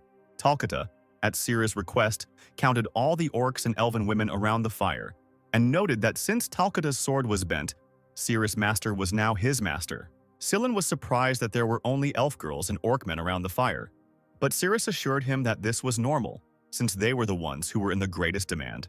The elf took a break from her conversation with the priest to watch the father and daughter reunite. Cirrus thought back to Riffenhardt's fiery speech about slavery and doubted her first impression. Sorry to keep you waiting. The magician immediately appeared from the forest, as if he sensed what the elf was thinking about him. Scylla inquired what had delayed Reifen, and it turned out that the young warrior was looking for slave contracts and the seal of the head of the Rollfane trade union. The magician practically bragged that he found the documents in the safe when he broke through the wall of the office. Scylla, in his usual way, devalued his partner's achievements, calling his methods barbaric. Riffenhardt lost his temper and said that he hadn't heard the word barbarism for 50 years, and immediately regretted it, because he had attracted the attention of his already suspicious partners. So why did you bring these contracts? Scylla asked, deciding to change the subject. Listen up, everyone, Riffenhardt shouted instead of answering. If you don't like being slaves, I'll free you right now. What will you choose? There was some discussion among the elves and orcs. They did not understand the orders of the new master and what this offer of freedom meant. The priest also did not understand what was happening. So he asked the magician whether he was going to resell the slaves, to which Reifen answered negatively. Are you going to settle down and give up the life of an adventurer? Scylla asked disappointedly.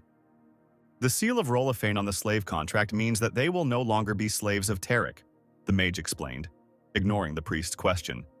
It is necessary to protect them from persecution. Riefenhardt thought that freeing these boys, who had neither a home nor the will to fight alone, was just his personal whim. But it was like exposing them to another kind of danger. They needed to be trained. The night streets of Zeppelin were preparing for dawn, and did not know what news would fall upon them in the morning.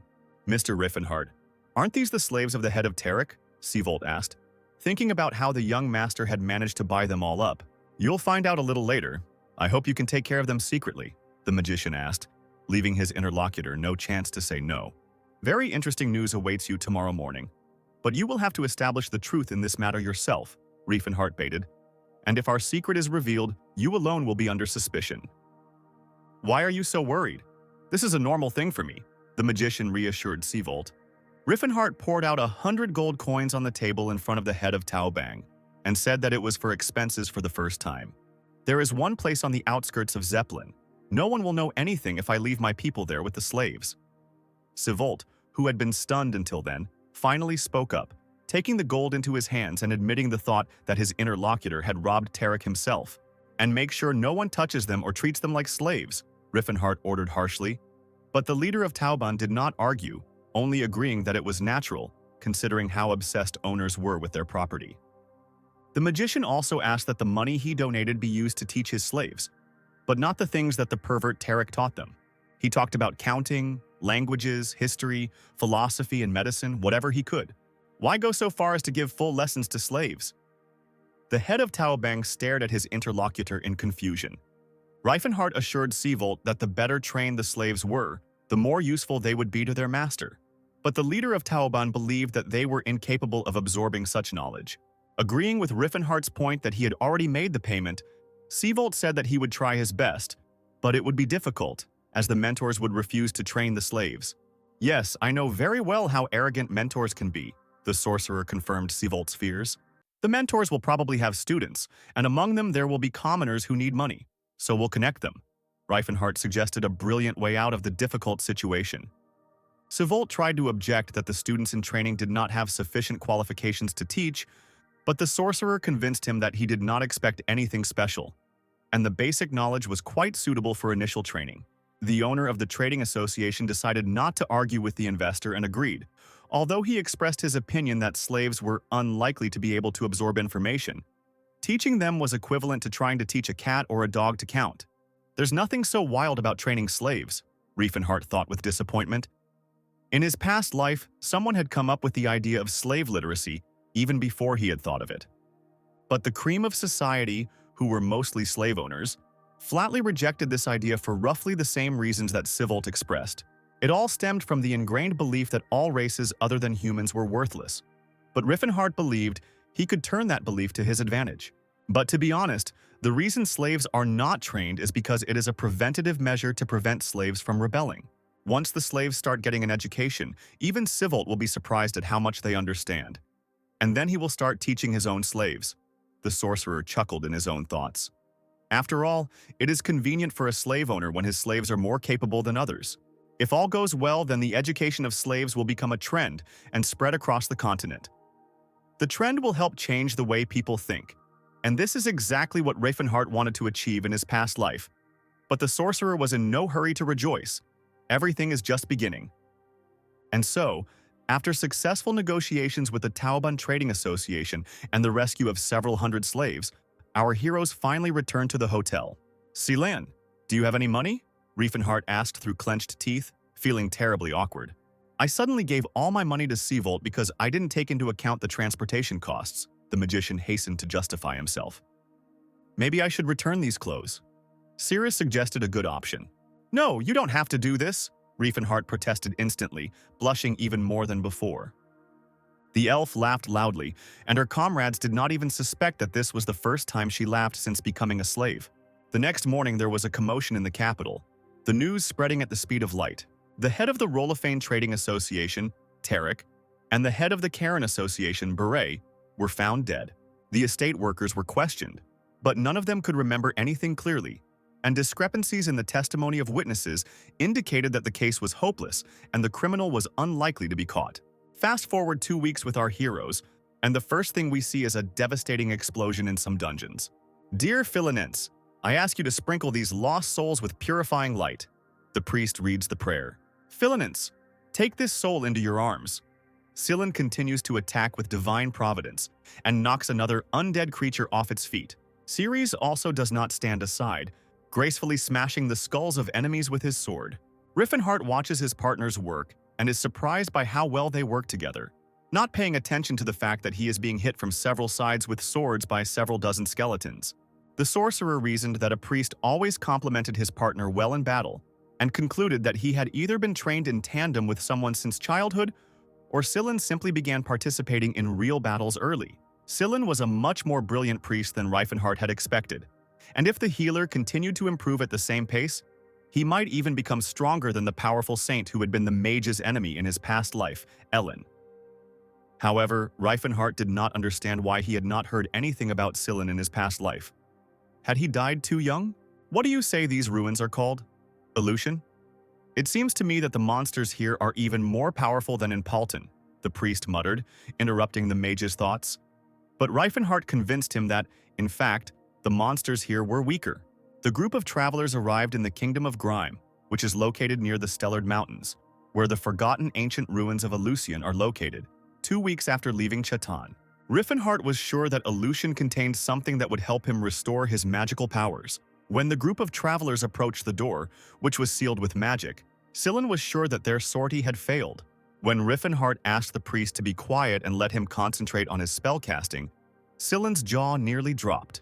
He's great at martial arts. He even knows how to use aura. Are you saying he has brains too? The healer shouted mentally. It's not fair, Sillin continued to rant. I'm trying my hardest, but I still haven't worked a single muscle. Does third circle magic require a lot of mana? The priest asked out loud when Riffenhart asked not to interfere with him collecting mana. The magic was very difficult to perform. Beads of sweat ran down the magician's face. Power of the seal. Open what is locked. Riffenhart ordered after a few phrases in the ancient language. Open the gates, he shouted more insistently, and his magic became noticeable to his companions. They heard the gates begin to slowly open. 13 minutes. Better not tell anyone that you are a magician. The priest shamed his partner's abilities. But in the past, I was a mage of the 10th circle. I must find the voice of illusion. I don't want to be such a worthless mage anymore, thought Reifenhart. When the dust from the moving old gate cleared, the travelers were very surprised. Illusion's treasury was as empty as our heroes' stomachs after Reifenhart gave all the money to Seavolt. A strange stick, wrapped in a cord on both sides, was hiding alone in the corner of the room.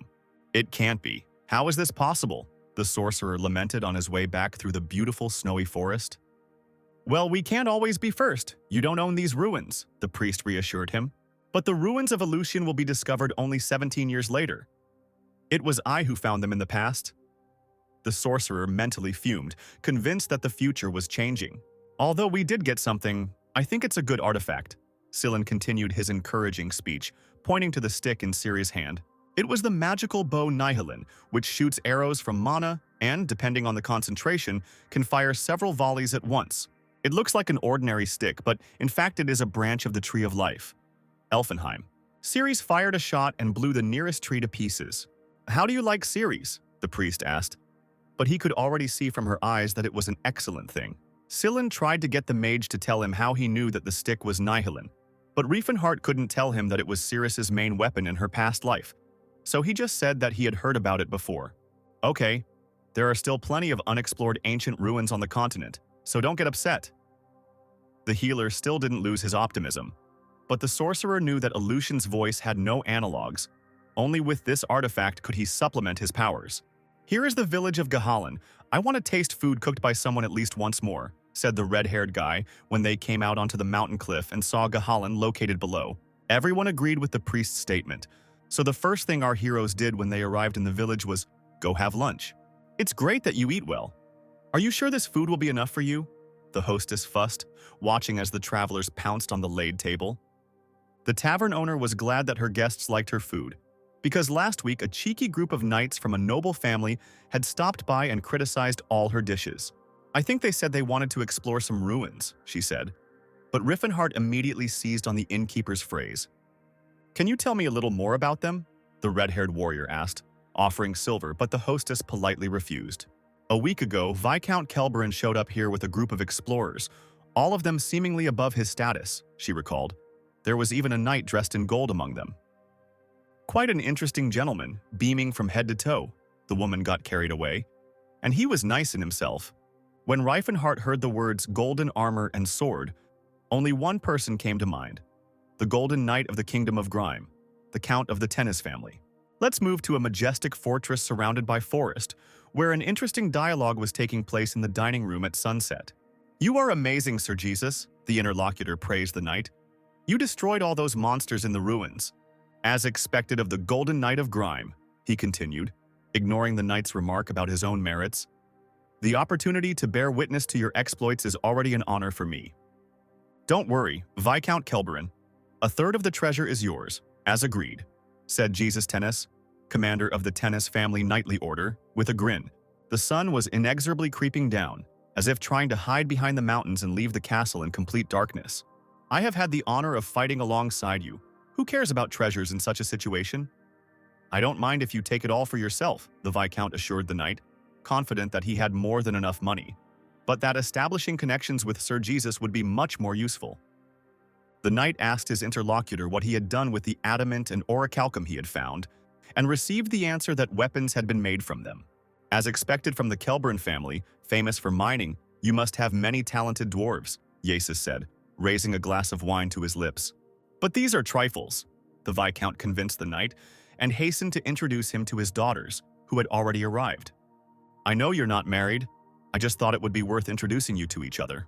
The Viscount chuckled coquettishly, looking at the knight's irritated face. Jesus expressed his unwillingness to communicate with any women other than his wife, which reinforced the rumors that were circulating about him, and the Viscount hastened to find out whether the knight's younger brother needed a wife. The sound of a broken glass pierced the dining room, and the eyes of the castle owner widened when he saw blood streaming down Jesus' hands. The knight's eyes seemed to be as bloodshot as the napkin on the table. I have no younger brothers, Yasis said, as if threatening Kelberin. I'm sorry, I made a terrible mistake, the Viscount said, stuttering and unable to hide the horror on his face. At that moment, a servant burst into the dining room with a loud cry and reported that one of the artifacts had summoned a demon. A terrifyingly large monster with a blade extending from its arms was Suffician. Suffician's lower half was horse-like, making him look like a centaur, but a fashionable one who likes to wear human skulls as a belt. The soldiers flew back in different directions from his blows, not having time to inflict damage on him. There was a summoning artifact there? The knight wondered, looking out the window and watching the battle unfold. That dumb bastard, Jesus muttered, replacing the mask of indifference on his face with anger. Beware of the monster's sword. The commander of the fighting squad gave orders. Get the civilians out immediately and line up. The black-haired guy was walking right in the direction of the battle and heard the commander's instructions that the magicians should go to the rear and the knights should raise their shields. Passing by his already wounded comrades, the knight stared stubbornly at the floor and grabbed his sword. The mages on the battlefield called upon Arius, the god of ice and wind, to aid them. 3 sorcerers erected a huge wall of ice in front of the monster. The swordsman watched from the walls of the tower as Suffician found himself trapped in the ice and looked scared. Excellent. Now his legs are shackled. We await further instructions from the commander. One of the knights in the attack positions rejoiced, who did not see that the ice did not shackle the monster, but only fenced it off. What are you doing, Russ? The commander yelled at the young man eager to get into battle. Vile demon! No enemy can withstand the onslaught of Tennis' sword. The same black-haired guy shouted and rushed towards the enemy. He made a great leap, raising his sword above himself to bring it down with all his might on his opponent. Suffician noticed the boy out of the corner of his eye and growled in displeasure. Russ put all his strength into the punch. The hero's sword dealt damage to the monster, at least that's what it seemed to Russ. The black-haired guy landed and looked at his still-living opponent in bewilderment. Suffician wasted no time in bringing one of his blades down on Ras. The guy managed to put up a defense with his own sword, so it was he who flew into pieces, and not Russ's head. Idiot! The commander shouted as the force of the blow sent Russ flying behind him. The boy was already bleeding and was barely alive, while the monster didn't even scratch after his attack. Russ came to when he was hit by an inexplicable wave of heat. The shining blow broke the monster's icy bonds and rushed straight into the monster's chest, causing significant damage. Russ sat in a daze, watching the ice chunks fall, and was surprised when his brother approached. Leave, Sir Lot. Better continue to support the bonds, Jesus ordered the knight who had been in command up until then. The commander is in place. The soldiers rejoiced when they saw the fair-haired knight. Who do you dare call brother? He turned to Russ. Great knights of tennis are not born from the belly of a stray dog. Pain and resentment appeared on Russ's face, and it seemed that the soldier was about to burst into tears. Suffician is a demon that knights without an aura will never be able to deal with, Grima's golden knight said with a grin, throwing a huge golden sword over his shoulder. He then made a spectacular swing of his weapon, cutting through the air around him. Without stopping bragging to the knights, he continued to swing his sword in different directions, thereby also attracting the attention of the monster. Open your eyes, Eldrad, Yasis whispered, raising the sword to his face. The blades in his weapon immediately began to spin and transform. The sword seemed to radiate an aura, disassembling and assembling itself like a mosaic. Jesus' clothing began to transform, starting with his boots. The golden aura emitted by the sword surrounded the knight from all sides. Soon, everything from head to toe of Jesus was covered in real gold, which was left behind by a mosaic of aura. "Attack, nether demon," commanded the grim knight, clad in golden armor, with a golden sword and golden hair. Meanwhile, in the village of Yahello, Scylla was just telling Riffenhart that the golden knight was Jesus. The priest was surprised that the red-haired warrior did not know about such a famous knight as Jesus. But Rifen reminded him that he came down from the mountains. Scylla continued to praise Jesus, saying that he would give even the owners of the aura a head start, which slightly offended Riefenhart, and he asked the elf if she had heard of the famous warrior. As it turned out, yes. "By the way, the pajamas suit you. What do you think? Does it fit well?" The magician couldn't miss the opportunity to compliment, and instantly embarrassed Sirius. But even if he is strong, how can you compare a night mage with an aura owner? The former is simply using a magical artifact, Scylla reasoned. But Riefenhart, sprawled on the next bed, lectured the priest and Sirius about how the magical armor of Eldrad is the most powerful tool of their era, which is very difficult to master. True golden Eldril is a magical metal that is several times rarer than silver mithril. The Eldrad magical armor, as well as the Eldrin magical sword, are made of real gold. They are artifacts of the highest rank among all the relics of the Silver Age.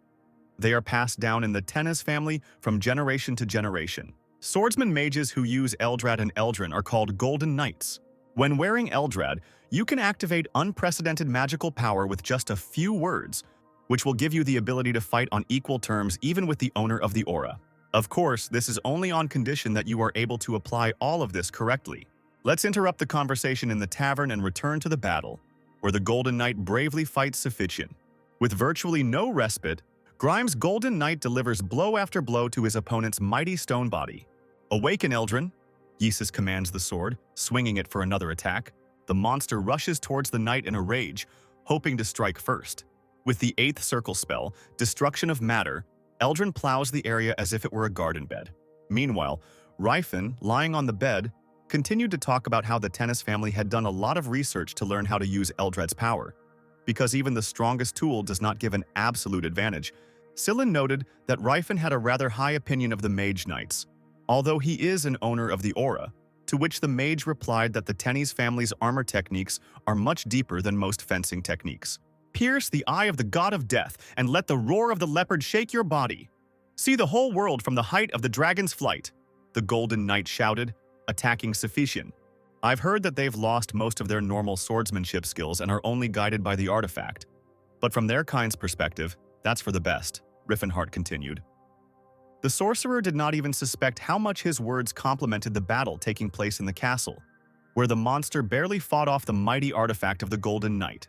After all, even if you dedicated your whole life to the art of fencing, it is not a fact that you will be able to master the aura, but a Golden Knight will definitely appear in every generation, the magician concluded. No one argued that if you always have a warrior in your family who is not inferior to the owners of the aura, this is a huge advantage. Meanwhile, Jesus almost killed his enemy with a wave of heat. All that's left is to finish him off with an icy snowfog spell. "A night mage using Eldrad is a difficult opponent," Riffenhart muttered under his breath. The Golden Knight of Grime had no idea who Riffenhart was, and dreamed only of defeating another monster that would bring him another piece of glory. His sword was charged with a spell and rushed towards the monster ahead of its owner. Suffician was defeated.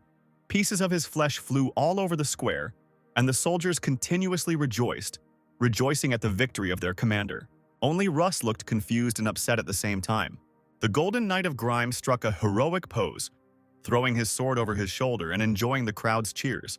But if Russ could have seen his brother's eyes from afar through the slits of his golden helmet, he would have seen the fury in his gaze. "Can I defeat him?" Riefenhart asked himself a difficult question. "Don't tell me you're going to fight Count Tennis." The priest was surprised, and learned that the warrior needed to take an artifact from Jesus that belonged to Riffen. "In the Principality of Chatan, I helped you because I believed that we were doing the right thing. But Count Tennis himself explored the ruins, and the artifacts are rightfully his. It would be wrong to interfere." Scylla shamed Riefenhart, hinting that he had no intention of engaging in theft. "Scylla, since you are my faithful comrade, the time has come to tell you something," the magician decided, realizing that it would be impossible to convince the priest without telling him about his past life. "I did mention that I was a student of the indestructible rocking chair, didn't I?" Riffenhart began. not bothering about Cirrus, as she was already snoring soundly on the bed behind the priest. "Yes, you said that you inherited the will of the previous martial arts king, Gerard," Sillin confirmed, and the mage continued by reminding him that he had to pass a series of tests to complete his training. "Do you mean to say that your mentor himself placed the artifact in the ruins and gave you the task of finding it?" The priest whispered in surprise, trying not to wake the elf, but disturbing the fire in the lamp. "Yes, this lesson is a tribute to ancient traditions, and our clan is somewhat uncouth." The magician confirmed another lie about his past. "So your mentor Gerard already explored the ruins of Eleusion once, but did not touch a single artifact inside?" Sillin doubted. "That's because the other artifacts are rewards for other students." The magician went on to the end in his lie. "Think about it. How would I have learned about Nihilin if I had never heard of it before? And if the ruins had not been explored, then how would I know the secret paths?" Forgive Sillin for lying, although there is some truth in my words. Reifenhart shamed himself when the priest agreed that there were no other options but to steal the artifact. "It's no wonder that I found your offer strange. No matter how valuable the artifacts of the Silver Age were, I would never have thought that you would covet someone else's property."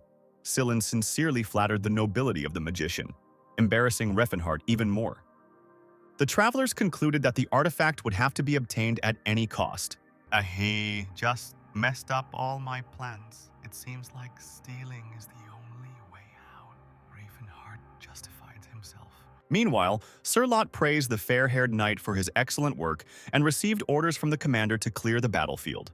"A swordsman who only knows how to cut from top to bottom is no longer part of tennis," the blonde said with disgust, turning to Russ.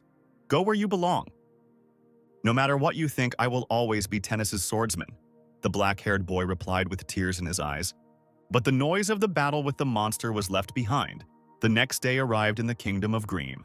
However, the morning air cut the sword, periodically hitting the cobblestones. Russ swung his sword like a madman, never giving up on his attempts to become better. "Hey, what did you do again yesterday?" the guard asked the young man. "I just wanted to fight the demon," Russ replied, not stopping his training or responding to their comments about waiting for the captain. "I am also a warrior from the tennis clan," the black-haired guy reminded the dispersed soldiers.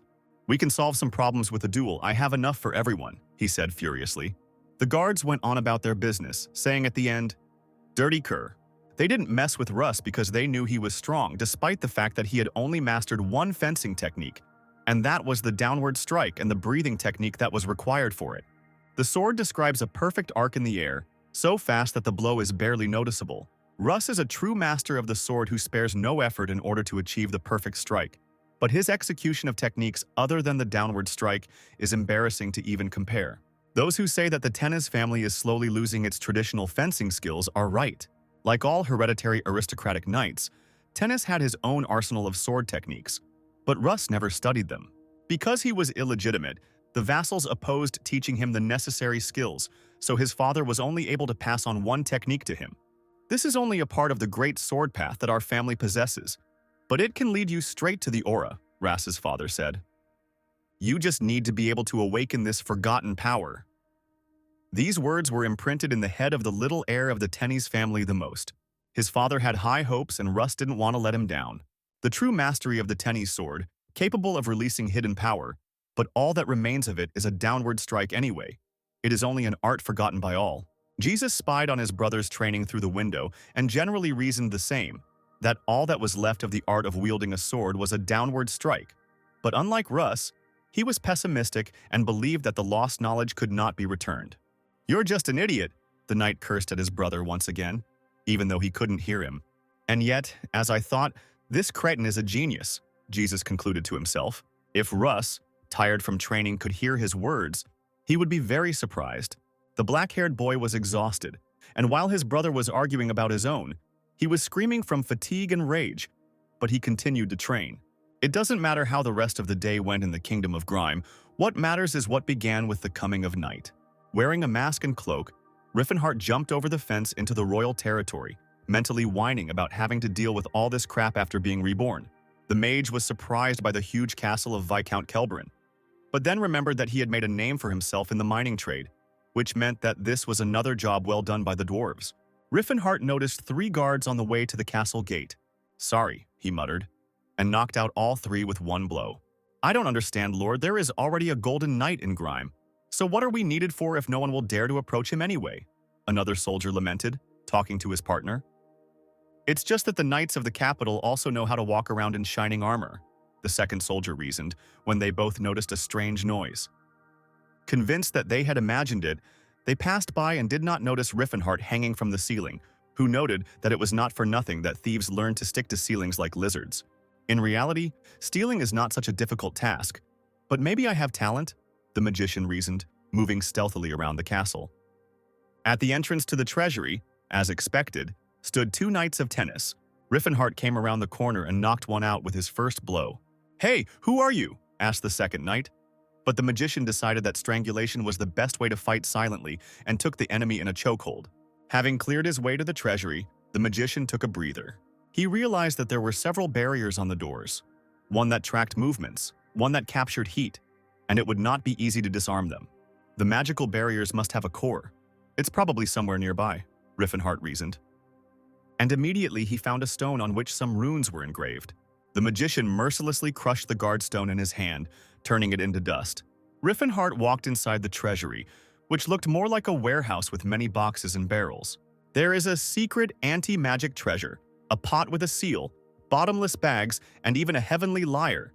The magician listed what he saw. It seems like everything is categorized here. Who does this anyway?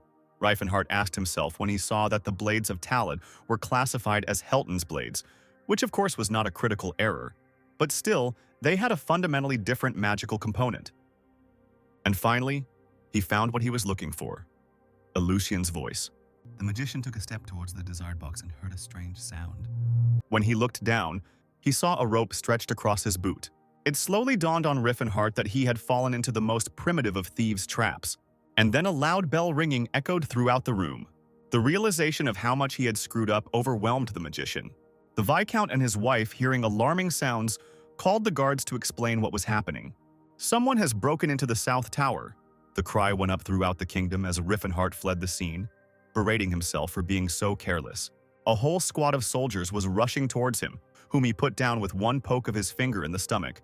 And if they only knew how much he restrained himself and tried to calculate his strength, even in such a difficult moment, so that they would not die.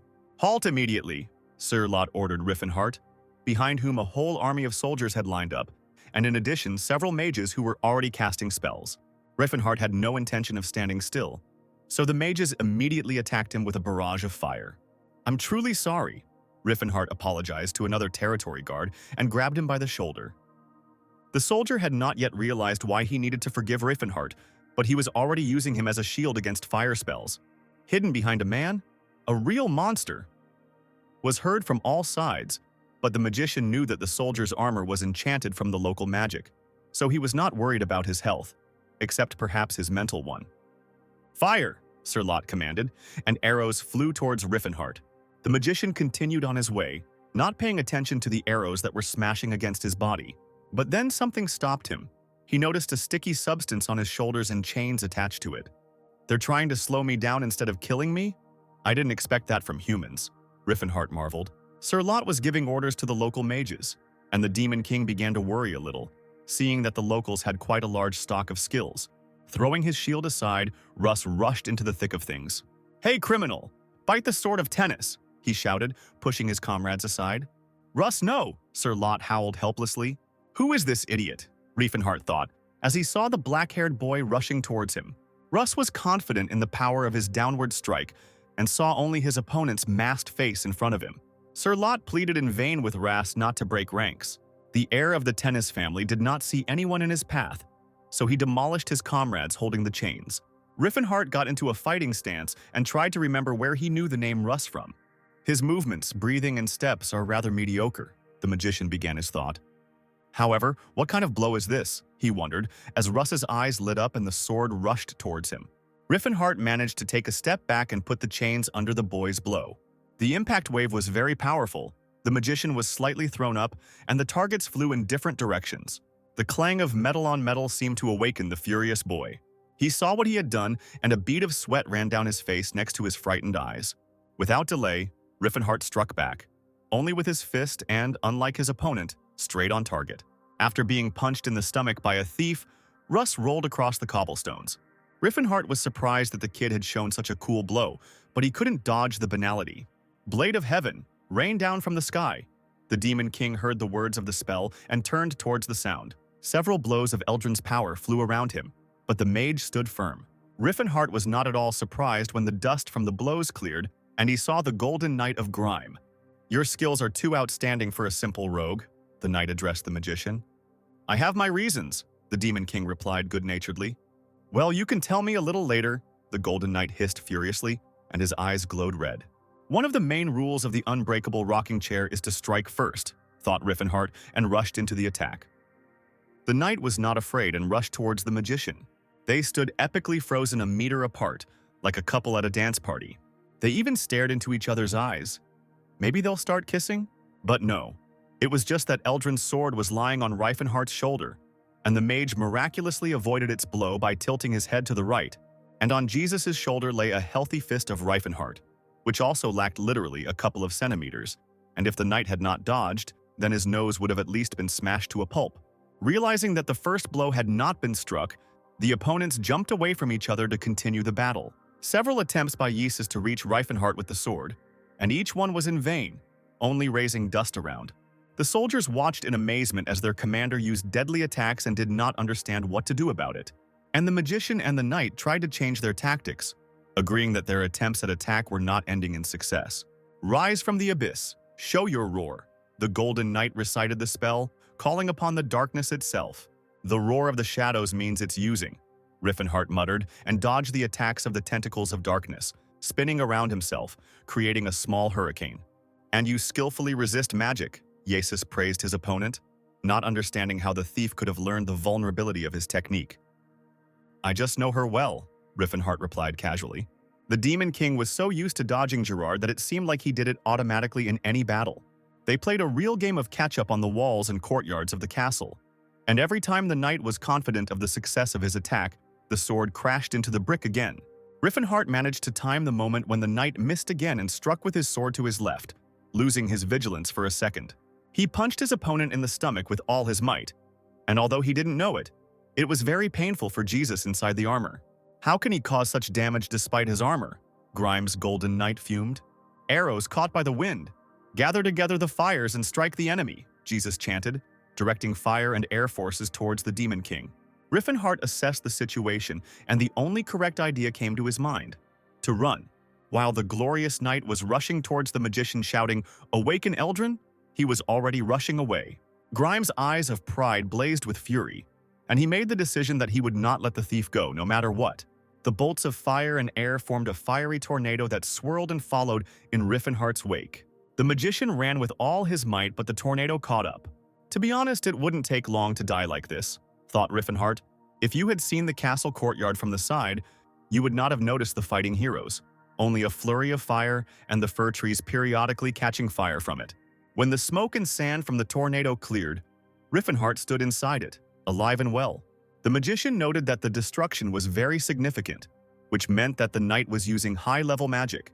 The knight wondered how the thief had managed to survive. He certainly couldn't block the magic or dodge it. There was no way Jesus' superhuman vision hadn't caught the enemy's movements. What if he has an aura? The Grime Knight thought for the first time. "Corrosive breath break through space," he ordered, calling upon the dark forces again. "Poison fog." Riffenhart acknowledged the technique. "I can get rid of it with a simple whirlwind." The magician raised stones and dust and created a small tornado around himself, and without giving the enemy time to come to his senses, he rushed towards him with an attack. The knight managed to raise his sword like a shield, and Riffenhart's blow missed its target. But he did not give up and continued to box, and his opponent continued to put his sword under him, using it as a shield. This time, the Golden Knight was absolutely convinced that the thief possessed the aura. Riffenhart's blows never ceased for a minute. "I misjudged his level, so I had trouble. But now that I know what he's capable of, I'll act differently," the knight thought, and warned his opponent that Tennis's sword was not inferior even to aura. This time it was Riffenhart who had to dodge Eldrin's magic, and he thought he had underestimated the annoying magic knight. The soldiers watched as two supernatural warriors destroyed the royal court and the castle walls. "One thing is unclear to me. Why would a man with such power stoop to the level of a pathetic thief?" the Golden Knight lectured. Riffenhart wondered how Jesus knew that he had an aura, because the Demon King didn't even release the aura of the indestructible rocking chair because it was too recognizable. At this time, the knight was thinking about why his opponent had an aura but did not activate it. Maybe not much time had passed since he had awakened. Well then, he's no match for me, Yasis chuckled and blew up the paving stones next to the thief with another spell. The knight resorted to desperate measures and awakened Eldrad, asking for the power to destroy anything in this world. Damn, this is really dangerous. Riefenhart was scared, listening to Jesus' prayers. Light oozed from the golden sword as if it had turned into the sun. Eldril's light! The golden knight of Grima shouted and jumped, preparing to attack. Golden light? Whispered Riefenhart, realizing his salvation. Thank you, Lord, that he is a golden knight. The magician chuckled, releasing the aura of an indestructible rocking chair and placing a block. The knight saw that the thief was not running away and covered his face with his hands, but did not understand what this meant. Eldrin's sword collided with an obstacle invisible to Yasis' supernatural sight. The golden knight tried to push the sword through the fiery vortex, which was lost in the divine golden light. But the vortex guard's technique worked perfectly and did not allow the sword to reach its owner. The light of 1,000 stars flooded the square, and the soldiers were practically blinded. Another explosion occurred, promising a lot of restoration work for the dwarves. The soldiers did not see fighting figures, only a huge column of dust and broken bricks. When the smoke cleared a little, the golden knight saw the retreating figure of the thief. Impossible! How could he block Eldril's light? Yasis was furious. I should have used the vortex guard a little earlier, thought Riefenhart, covering his wounded shoulder and not noticing that blood was also streaming down his forehead. He jumped down from the high wall of the castle. The ground was rapidly approaching, and Riefenhart saw that it was ice. Having broken through the ice layer, the hero plunged into the water, raising a huge amount of splashes behind him. Jesus watched the thief's landing from the heights of the castle and asked Sir Lot to check the relics and find out what exactly he had stolen. And organize a search party. We can't let this impudent fellow get away, the Golden Knight asked. When Sir Lot asked if the thief was alive, Jesus muttered through his teeth, he certainly won't die from something like that. Meanwhile, at the hotel, an elf suddenly woke up in the middle of the night. Ceres woke up the priest too, but she couldn't answer specifically why, she just felt that something was wrong. I have a bad feeling about this, she muttered, sitting on the bed. Do you think something happened to Rifen? Sillin asked, unaware that the mage was currently going down. Morning came, but the travelers were still only dreaming of peace. Ceres ran across the rooftops of the village houses, holding Sillin under her arm. Ceres, I'm actually a man and this is humiliating, the priest babbled. Local residents told the knights where the pursued ran. Thus the soldiers managed to surround Ceres and Sillin. You have nowhere else to go. Lay down your arms and surrender, shouted one of the knights. It's good that he reminded her about the weapon. Ceres dropped Sillin and took out Nihilin. Nihilin's invisible arrows hit the soldiers right on target. I beg your pardon, Sir Jesus, these are not ordinary thieves, Sir Lot complained when the Golden Knight appeared at the scene of the arrest. That's enough. I'll take care of them myself, commanded the chief knight of Grime.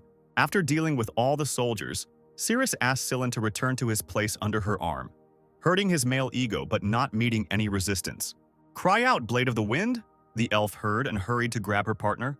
A powerful blow landed on the place where Sillin had stood before. Don't move, rats, the Golden Knight said to the travelers, landing on the roof of the house on which they were standing. The elf looked at the newly arrived opponent with displeasure and grabbed her sword. The sun played on the intricate patterns of Ceres's blade. That's no ordinary sword, the Golden Knight remarked. Are you saying he's giving away such a rare weapon to some elves? Dear Philinense, grant your servant the courage of a lion. Give her hands the strength of giants, her eyes the vision of an eagle, and her legs the strength of a bull, so that she may crush her enemies. Sillin conjured, while Yasis was thinking that apparently all the ordinary thieves had died out, since this well-equipped elf also had a high-ranking priest to boot. No wonder Ceres had a bad feeling. Apparently that idiot Rifen was caught, the priest thought in turn. The elf didn't have time to understand how the Golden Knight appeared next to her in an instant. She held her blade out as a shield and it saved her, but she was still thrown back a couple of meters after his strike. The Golden Knight was overcome with rage and would not accept another defeat in the last 24 hours. Ceres's face was also filled with rage. She wanted to know what had happened to Riefenhart and why this knight had picked on them. While the elf and the priest were fighting against the Golden Knight Grime, somewhere our hero woke up, all bandaged up. Riefenhart lamented that he shouldn't have fought Jesus, it all turned out so idiotic. But as soon as the magician remembered that he had managed to steal Eleusion's voice, His mood lifted. A short man entered the room where Riffenhart woke up and asked how he was feeling. The short man turned out to be the dwarf Hethos. He and Riffenhart met, and the dwarf warned the magician that it might be difficult for him to get up for now. Having asked whether the stranger was hungry, the dwarf asked the girl who came in after him to bring the red-haired warrior some porridge. At first, Riffenhart thought he was dealing with a child, but Tilla de Stillemer turned out to be a fully grown female dwarf, and a warrior at that. When Tilla brought him something to eat, the magician was very surprised by the friendliness of the gnomes. They usually do not greet people so warmly, but his questions disappeared by themselves as soon as the main gnome arrived. He's finally woken up, our savior. Gelfade Delphiston, the priest of Alpot, rejoiced. Savior? Riffenhart whispered, his face turning from pale to red. 6 years ago, there was a prophecy. The great saint received a message from Alpot himself, Gelfade said, and from the darkness on the tiers of the northern winds a man will appear, omniscient and omnipotent. Follow him. He alone has the power to influence the finger of fate, for he is your savior. The priest read the text of the prophecy. If translated into human language, the prophecy will sound like this. A cold current will throw you a strong and smart guy from the caves. Help him, and he will help you. The great saint secretly spread the message among all the dwarves of the continent, so that Gelfade waited for this very savior every winter. Riffenhart chuckled. He thought Alpot had returned home long ago. Alpot is a god of the gnomes who periodically shows divine revelations to his charges. And it turns out that when the magician regressed 6 years ago, Alpot foresaw everything as soon as Riffenhart moved in time. The magician smiled, remembering the dexterous god who seemed to have given him another chance. What a magnificent God, thank you for believing in me once again. This time, I will do everything in the best possible way. Riffenhart asked if the dwarves were trying so hard for him only because of the prophecy, to which he received an affirmative answer and assurances that Alpot was never wrong. The dungeons where the dwarves lived were not the best place to recover, but the mage was grateful to be rescued from the icy water. You're recovering quickly, Tilla remarked as Riffenhart got out of bed. It's all thanks to you, the magician smiled at the dwarf, warming up, although she tried to prove that she had done nothing more than bring him porridge. If you feel better, may I call Priest Gelfade? He said he had something to talk to you about, Tilla stammered, interrupting Riffenhart's thoughts about how, if she fed him meat, he would recover much faster. Despite the magician's decision to find the priest on his own, the dwarf grabbed him by the arm and led him as if she were his crutch. While the Steelhammer tribe looked at the strolling couple with interest, Riffenhart noticed that they were all mountain dwarves who lived a life of slavery in the domain of Viscount Kelburn, because unlike the elves and orcs, they did not renounce their traditional way of life, but only after that because they were used somewhat differently. In a sense, they were left to their own devices because humans were unable to master their techniques. For example, to find mineral veins. The dwarves only needed to listen to the words of Mother Earth, but humans were not able to do this. At the same time, the gnomes worked well only in squads of their own kind, so selling them in any other way than in a pack was simply unprofitable. In this way, they managed to preserve the culture and even faith. And thanks to the dwarves, they greatly helped the Demon King build his empire, because they are the only species among others that understands how society works. From a conversation with Tilla, Riffenhart learned that Viscount Kelburn owns 60 dwarven slaves who live in this place. When he asked where the male dwarves had gone, Tilla replied that most of the time the men were in the mines of the Settlard Mountains. The mage apologized to the dwarf for asking this question, because he remembered that humans often take members of dwarf families hostage to prevent the possibility of a riot. Riffenhart and Tilla approached an iron door decorated with patterns and gold in the middle of the caves. Welcome, esteemed savior, you look much better, the dwarf announced, as the red-haired warrior and the dwarf woman entered his modest abode. To be honest, we don't know yet why you are the savior, the dwarf chuckled at Riffenhart's remark that he could be called by his name. But it's clear from your eyes that you don't perceive us as slaves. It is true that I feel that we are similar, so I treat the dwarves as equals. But changing the fate of all intelligent races is a completely different matter, the magician confirmed. No one knows why Alpot chose a human as a savior, but everyone believes that this is a ray of hope and therefore they will help you with all their might. But we cannot tell you how exactly to save us, said Priest Gelfade in a fiery speech. It is my duty to give you all I can for your purpose, but may I ask why you did not seem surprised when I told you that you were our savior? The dwarf addressed the confused Riffenhart. The magician decided to change the subject and ask what Galfed wanted to talk to him about, and learned that it turned out they wanted to introduce him to the great saint. When the dwarf pronounced the name of the great saint, Reifenhart was not even surprised. He had known Machelin in his past life. The sorcerer smiled, remembering his old friend, and agreed to follow Galfed. It's funny, I was sure that my words would seem absurd to you, and I didn't know how to properly present this information to you, said the dwarf. People don't hear the voice of truth, unlike us, so I'm really surprised by your understanding attitude. The priest decided to explain his thought to the end. Riffenhart smiled again, flattered by the dwarf's remark. But one should not forget that in a past life Antares fell, so the probability course. So the magician hoped that by talking with the wise Machelin, he would be able to come to a better decision. Machelin is currently in the temple of Alpot in the Great Forge. Of course, the way there is known only to a few dwarves, warned Gelfade. You will need a guide, so Tilla de Steelhammer will go with you. She is the only representative of the ancient warrior blood that remains in the tribe. The priest introduced the dwarf to Riefenhart once again. I can feel the sounds of your thoughts, and they sound as if you already know about our great saint, as well as the location of the Great Forge, Galfade said uncertainly, after a short pause in their conversation. People who know that the dwarves hear the voice of truth do not like to talk to us, the priest said disappointedly, and immediately received Reifenhart's answer that he knew this. So I wasn't mistaken? Galfide rejoiced. Could you tell me how you know so much about us? Riffenhart apologized and convinced the dwarf that now was not the best time for this.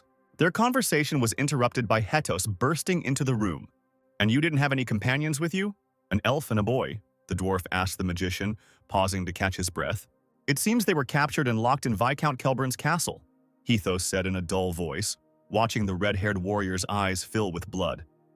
At this time, in Kelburn's castle, the Golden Knight was causing a stir and giving unthinkable orders, allowing the soldiers to use the most brutal torture in an attempt to break the detainees and find out the location of the thief. Yes, sir. The soldiers obeyed the tyrant's manners of their commander. Jesus turned to the door behind which the captives were located and could not hide his contempt. An elf who wields a magical sword that is only allowed to be used by knight captains and those of higher rank, and a priest comparable in strength to an archbishop. The Golden Knight had no idea what they had in common with the mysterious thief, but he swore to himself that he would find out. In the dark dungeon of the castle, lit by torches, two soldiers were talking about what types of torture they would use on the prisoners. They didn't want to start with beatings, because there was a high probability that the detainees would die before they managed to find out any information. And it was difficult to come up with something painful but not fatal. An order is an order, we must try, the knight encouraged his partner, taking a step into the cell. I'll start, Barras. Come on, Lento. The second knight willingly hid behind his comrade's back from the contemptuous and furious eyes of the captives. The elf leaned forward as if she had a chance to attack her opponents with their hands shackled. The priest, sitting in the enchanted circle, opened his mouth preparing to make a sarcastic comment. Let's fast forward 30 minutes and we'll see that the knights didn't even have time to do anything. And the priest didn't shut up. Have you heard about the indestructible gym? It's run by the martial arts king Gerard, and the way they train their students is just hell, the red-haired guy chattered incessantly. And they do all this just for training. Ordinary people can't do this. I'm sure even you can't work so hard, am I right? Sillin put moral pressure on his opponents. And their final exam? It's scary to even think about it. The priest recounted to the soldiers in great detail Reifenhart's fictitious story about the relic hunting exam, and noted that they had no desire to stoop to stealing, but there was no other way out. So Cirrus and he waited for their friend as they had been told. Sillin's throat was dry, so Lento brought him some water and a chair for himself, surprised that the prisoner was talking so much when they hadn't even started torturing him. Are you not loyal to your comrade at all? You gave us all the information, the soldier asked the priest. If the world finds out that the successor of the king of martial arts has committed theft, the reputation will be destroyed, Lento suggested to the priest. But the priest insisted that he and his comrade had nothing to hide, because if Riefenhart had been so concerned about reputation, he would not have even thought about theft. So now you don't know where the relic is now, the knight asked again, and received the same answer that Sillin and Cirrus were told to wait for their friend at the inn. What are you talking about? You probably discussed a way to communicate in case of emergency. Lento exploded, not understanding how the thief could leave without reinforcements and the ability to communicate with his comrades. Why? Can an aura owner stop a regular burglary? the priest said in surprise, and so naively that Lento's emotions instantly subsided. The knights were somewhat disappointed that they had not been able to use torture, and each of them thought about how often interrogations under duress ended before they had even begun. It was impossible to see in the dungeon, but the snow covered the entire valley around the Kingdom of Grime in a surprisingly beautiful way. It was hard to believe that yesterday the castle was literally ablaze. Two travelers were wandering through a snowy forest. "It's amazing you found the deer so quickly," the gnome admired as Riffenhart worked on the fire. "It's nothing. I have control over the aura. All I need to do is expand my perception and get on the trail." The magician sheepishly explained the reasons for his own success to his partner. Tilla was both delighted and worried, as hunting was strictly prohibited on the Kelbrin lands. "I don't care about such trifles at all," the red-haired warrior replied, leaving his companion dumbfounded. And the magician explained to himself that he definitely shouldn't worry about trifles, because the very goal of granting freedom to all intelligent races already goes against the law. Riffenhart took a big bite of the meat to make sure it was done, and as soon as he realized that everything was fine, he swallowed the deer leg at the speed of light, because he needed to quickly regain his strength. The gnome watched her comrade's barbaric meal in surprise, but at some point she noticed that Riffenhart's body was beginning to recover with each piece. He was healing himself. The red-haired warrior extended his left hand to the side, clenching his palm into a fist. Tilla watched as the fiery aura spread across Riffenhart's body and gathered in his fist. A few seconds later, the warrior made a powerful aura blast and knocked down a nearby tree, frightening the dwarf, who had never seen an aura strike so close. "Excellent," the warrior said with a chuckle, while Tilla still watched the smoldering tree. "I feel 100%, Riffenhart concluded, tearing the bandages off his body. The Kelbrin's castle was located in the mountains, so their windows always had a wonderful view. Apparently, that's why the Golden Knight never missed a chance to go to the window while he was here. It was hardly an accident." Thoughts about the thief kept coming back to Jesus. There's no way he could have taken this particular relic by accident. This guy knew something, he thought furiously, remembering the situation that happened a month ago. Jesus was in the training room when he heard the footsteps of a stranger behind him. "Are you Jesus, the Golden Knight of the Kingdom of Grime?" asked the man in the cloak who had just entered. "If you are indeed the heir of Count Tennis, then I am sure you remember this emblem," the stranger replied when the knight asked who the wanderer was. Jesus knew this emblem with snakes, dragon, and unicorns. On the day when Jesus was officially chosen as the heir, his father revealed to him a secret known only to the heir of the family about the Silver Sages. This is a group of sages existing in the shadows who possess enormous power and knowledge that surpasses the minds of modern civilizations. Jesus bowed to the representative of the sages, remembering that they appear only when humanity is in danger. The Silver Sage handed the Golden Knight a map. "I would like to transfer the right to explore the ruins of Aleutian to your family. All the treasures that you find there will be yours, but I will need one thing, the voice of Aleutian," the sage said.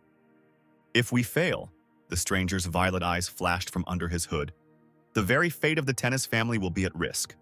The Golden Knight could not understand how it happened that the thief took the only thing that was really important to him from the treasury. There was a knock on the door of the room where Jesus was. Two knights entered and announced that the interrogation of the prisoners was over. Their story sounds logical, but a little... Barras began, and was unable to finish the sentence under the commander's furious gaze. "Let's move from Jesus' room to the gates of the castle, where the usual guards are standing. One of them is shaking, not because he has a cold, but because he remembers the previous night. How are we, ordinary soldiers, supposed to fight someone who can smash armor with his bare hands?" Drain thought nervously, and his friend nodded in agreement, hoping that they would never cross paths with the red-haired warrior again. The soldiers remembered that the relic had been stolen after all, and the thief's accomplices had been captured, so there was a chance that they would meet again. If so, then let him knock us out as neatly as last time, Drain dreamed, not noticing his comrade's excitement. If the guards had known that in a couple of seconds they would see a red-haired warrior blazing with a fiery aura, they would not have voiced their wishes so loudly. "Horn of disaster," Riffenhart muttered, filling with aura like an apple filling with juice in spring. "That thief is a member of the indestructible gym?" the Golden Knight said in surprise when he heard the story of the interrogation. Jesus tried to find a thread that would connect the Silver Sages and the indestructible rocking chair. Of course, the prisoners could have lied, but Sillin is a believer. He is unlikely to be able to weave intrigues, thought the Golden Knight, concluding that the boy had told the truth. It seems that comrades are just pawns for the red-haired warrior, and he can easily abandon them here, Jesus gloated, finding something for which he could condemn his enemy. But then he thought about how they would catch him and return a Lucian's voice if he didn't come for his friends.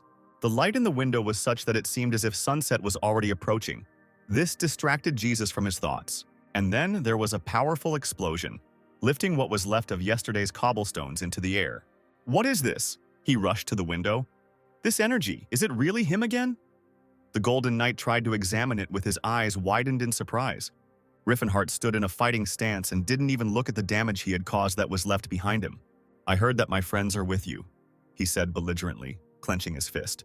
Poor Kelburn Castle was on fire again. The Knights of Tennis rushed towards the magician with swords, shouting a battle cry that now everything would be different than last night. And I'm not the same anymore, guys, grinned Riffenhart, ready to attack even with an entire legion. Lento and Barras, who were interrogating the prisoners, were first in line to attack. The blast wave threw the brave knights back to where they came from, but in a more battered state. Shields won't help when fighting an aura wielder. I don't think you've ever met the likes of me, Riffenhart boasted. The priests blessed the soldiers so that their bodies would be as strong as a stone block. Shrouded in protective spells, the warriors rushed at Riffenhart to avenge Barras and Lento. The Demon King dealt with each of them, despite their defense playfully. And realizing that he didn't want to waste time picking them off one by one, he gathered his aura into a fist and hit the ground. A powerful explosion tore apart the tiles of the castle courtyard, and the warriors were caught up in the blast wave. The court mages tried to compensate for the losses of soldiers and sent blades of permafrost towards Riffenhart, and someone even thought of using fire spells against him. Not lagging behind his friends, the priest of Izor called down a storm, thunderstorms and lightning storm on the thief's head. Riffenhart noticed that hundreds of curses and spells were flying at him from different sides of the castle. He emitted a huge amount of aura in the form of chi bullets, which not only broke the spells, but also rushed towards the magicians. The bullets threw the sorcerers off balance, and they were unable to maintain their manipulations against him. Curses and complaints about various limbs were heard from the mages, and Riefenhart realized that they were not a threat to him in the near future, because even a simple scratch was a huge catastrophe for such people. And I expected at least someone to withstand the pain, he said disappointedly. After the sorcerers, Riefenhart began to eliminate the priests from the battle, who were not happy with his attacks and called his methods dirty tricks. Dirty tricks? Seriously? Out of nobility, you yourself came out in a crowd against one, the magician thought, while he was knocking another priest unconscious. Spawn of hell, let Father Larkin go, they shouted at the red-haired warrior's back as he tried to knock out the priest in one go, as gentlemanly as possible, so as to avoid unnecessary suffering. Arrows, spells, even just bricks flew at Riefenhart from all sides, but the warrior successfully repelled everything with his aura, and the few that he did not have time to defuse did not cause him any pain. The soldiers were in a panic when they saw that he had become much stronger than he was yesterday. Russ stood in the middle of the battlefield, his sword lowered, and did not hear the commander's instructions that they needed to fight. I'll demote you, just wait until we get back from the fight, and I'll throw you out right away, Sir Lot squealed, not understanding why the guy who was usually the first to rush into battle was now hanging around when it was really necessary. So that's what it's like? Russ watched Riffenhart with admiration, and yet a little fear. The aura controls the flow of power and, if necessary, makes the warrior more powerful, he concluded. What a blinding light, I see it. I see everything. Russ could not hide his admiration from himself. He really saw everything, the direction of the warrior's movements and how his power flowed. I notice and understand everything he does so clearly, the black-haired youth exclaimed mentally. He looked back to his past where his father had failed to show him other techniques. Now he clearly saw everything that he had not had the opportunity to know. The movements and breathing of a warrior, which are only possible for someone who has reached the heights of martial arts, and a single stream of aura captured the young hero. Is this how I should hold myself on the battlefield? Russ realized that these were the movements of a truly strong man. I can't help but admire him, the unrecognized heir of the Tennis family said in his head once again, not yet noticing how his sword was enveloped in blue flame. Meanwhile, having knocked out all the magicians and priests and knocking out more soldiers, Riefenhart continued to rush around the castle courtyard. He waited for his main opponent to appear. He dealt destructive blows to the poor cobblestones that had seen better days, counting the minutes until the Golden Knight appeared. Here you are, he muttered through his teeth as a fair-haired boy appeared on the battlefield with Eldrin's sword on his shoulder. In the name of tennis, I will not forgive your crimes, said the Golden Knight of Grima, looking haughtily towards his opponent. I saw everything you did to my knights, he continued. walking slowly towards Riffenhart. So you're pretending to be someone who just showed up, even though you've been hanging around in the rear all this time? The magician teased his opponent. Did you really think I didn't notice you? You hid behind the wall and kept an eye out. Riefenhart continued to mock the knight while he tried to find a worthy answer. I'm sure you wanted to assess me before you butted in, but isn't it too cruel to let me beat up your men like training dummies? The mage continued to morally pressure the enemy, noting that the magic armor only gives the knight strength, comparable to the power of the owner of the aura. But he is still very sensitive. And the rumors said that you were an honest and fair knight, but I would not say so. Riefenhart did not calm down when he heard that the soldiers were doubting their commander. So what were you doing there? Even if you were taking a shower and braiding your hair, you should have gotten here faster. The magician brought him to the boiling point, and the Golden Knight furiously replied that he had fallen fast asleep and could not wake up for a long time. Seriously? Were you asleep despite all that noise? You must be our sleeping beauty. Oh, I mean knight. The magician continued to ridicule the noble knight, forcing Yasis to yell at the thief to shut his mouth. And most importantly, he promised to make him pay for his foul language towards the Tennis family. The sword of Eldrin began to move and began the process of transforming Goldilocks. Golden armor enveloped the knight's body and displeased face. Jesus immediately raised a golden hurricane around himself in order to be able to catch the enemy off guard. That's right, let's fight for real this time. Riffenhart liked the knight's maneuver. A swift jump from the center of his golden tornado, and the knight is already flying at the enemy from above, not imagining how beautifully his cloak and hair are fluttering. Pierce the eye of the god of death, and let the roar of the leopard shake your body. See the whole world from the height of the dragon's flight. Yasis read the spells under his breath. Purifying stream, fill my sword, he shouted and raised his sword, preparing to strike. A challenge just what I needed. Riffenhart rejoiced when he saw the new trick with the sword full of mana. The mage put up a shield using his aura, and was able to avoid the attack from above. But the knight did not give up trying to wound the thief with this spell. After several clashes, Yasis managed to slightly touch Riefenhart, and the mage noted to himself that his body was strong, but a sword of pure mana without an aura could not be stopped. Even the veins on the noble knight's nose bulged. He had never wanted to deal with his enemy more than he did now. Jesus pushed off the ground and in another jump rushed towards the enemy with a sword full of mana. Riffenhart managed to cover his face with his hands and put up a protective aura. A powerful blast wave sent the knight flying back to where he came from as the sword and aura collided.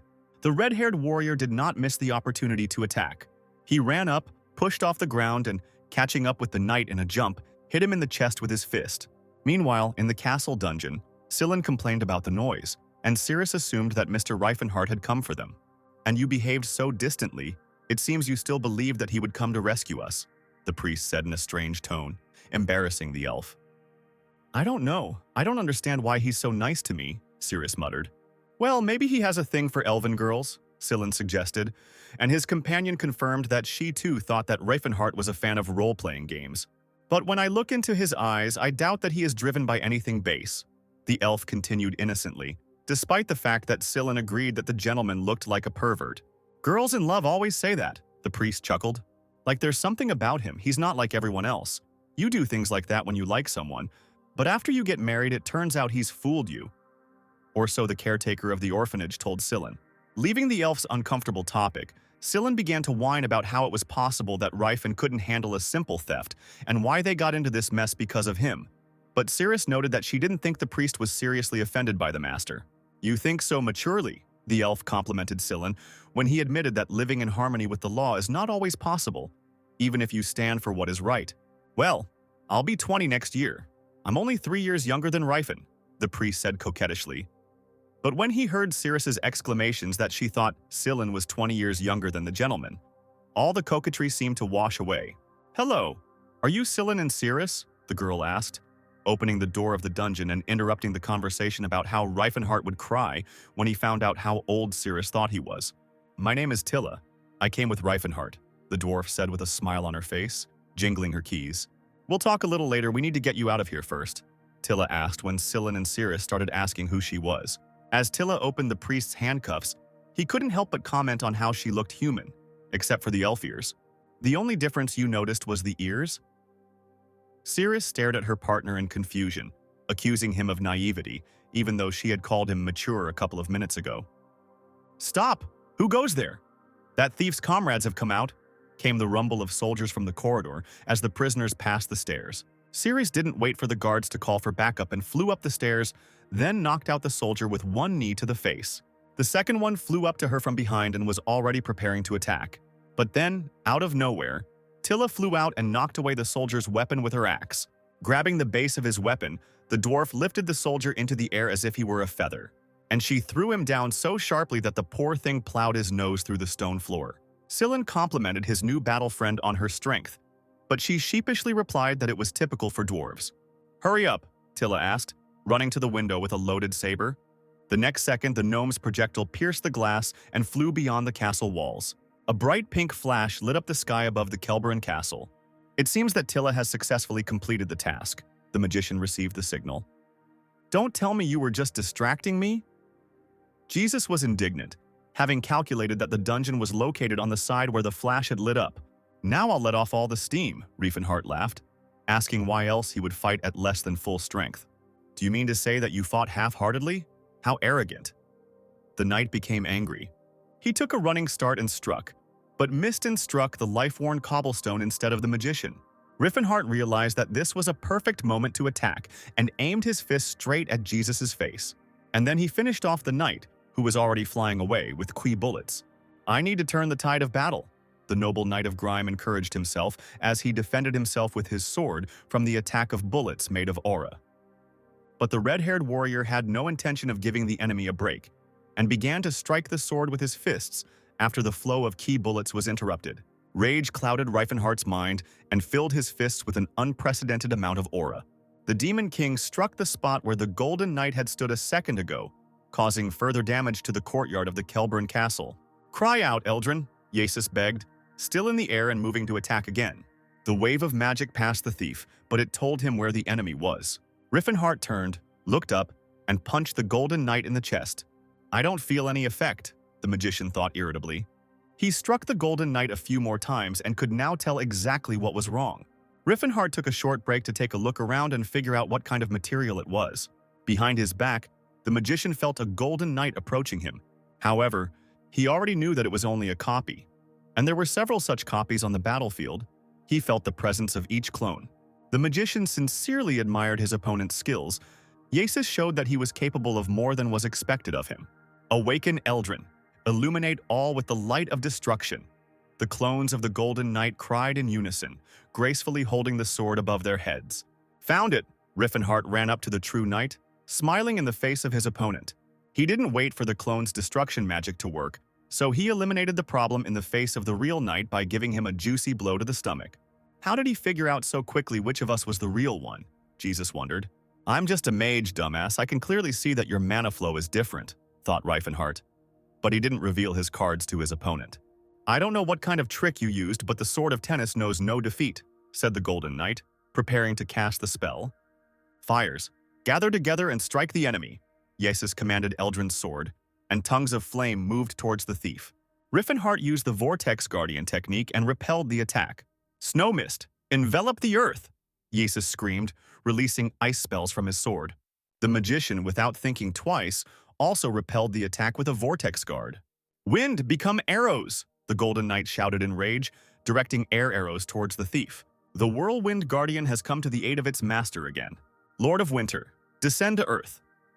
Jesus tried again to reach the red-haired warrior with ice, but he again repelled the attack with a Whirlwind Guard. When the Golden Knight directed a poisonous breath technique at the mage, the Vortex Guard did not fail either. The knight was already beginning to feel as if the thief was making fun of him. What kind of skill is this that allows you to dispel all types of magical attacks, regardless of the attribute? Jesus was indignant, and if he had listened more closely, he would have realized that it was a Vortex Guard. But the main knight did not know that not all owners of the aura are able to use the Vortex Guard. And it is not because of its complexity, but rather the opposite, because it is absurdly easy to use. Most aura masters cover their entire body with it to strengthen it. But when the aura covers you completely, it cannot circulate, because if you try to resume circulation, the body will simply burst. Only the followers of the indestructible rocking chair with their steel bodies are able to withstand such a situation. But for the effect, it is necessary to release a huge amount of aura. "Who is the villain behind you?" the knight asked, giving up on his attempts to attack with spells. "Your subordinate," Riffenhart pointed to the soldier standing behind him.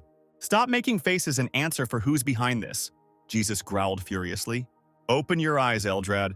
Awaken Eldrin." He begged the sword for the greatest favor. And at that moment, even his armor seemed to change. The helmet became more like a skull with a menacing grin. "Give me the power to destroy everything in my path. Light of Eldril." The heir of Tennis called out to the forces of his kind and rushed straight at the thief. "Now this won't be easy. I should use my best skill," thought Riffenhart, and got into a fighting stance. The light enveloped both opponents, but behind Jesus it blazed as if the sun was setting right in the courtyard of this castle. The red-haired warrior was gathering mana for the Horn of Disaster technique. The Golden Knight was not going to admit defeat under any circumstances, and his passion had already turned into a crazy obsession. Riefenhart, in turn, like his mentor, did not find the word surrender in his dictionary. The four-stage Horn of Disaster against the light of the Eldril is truly a stunning sight for spectators.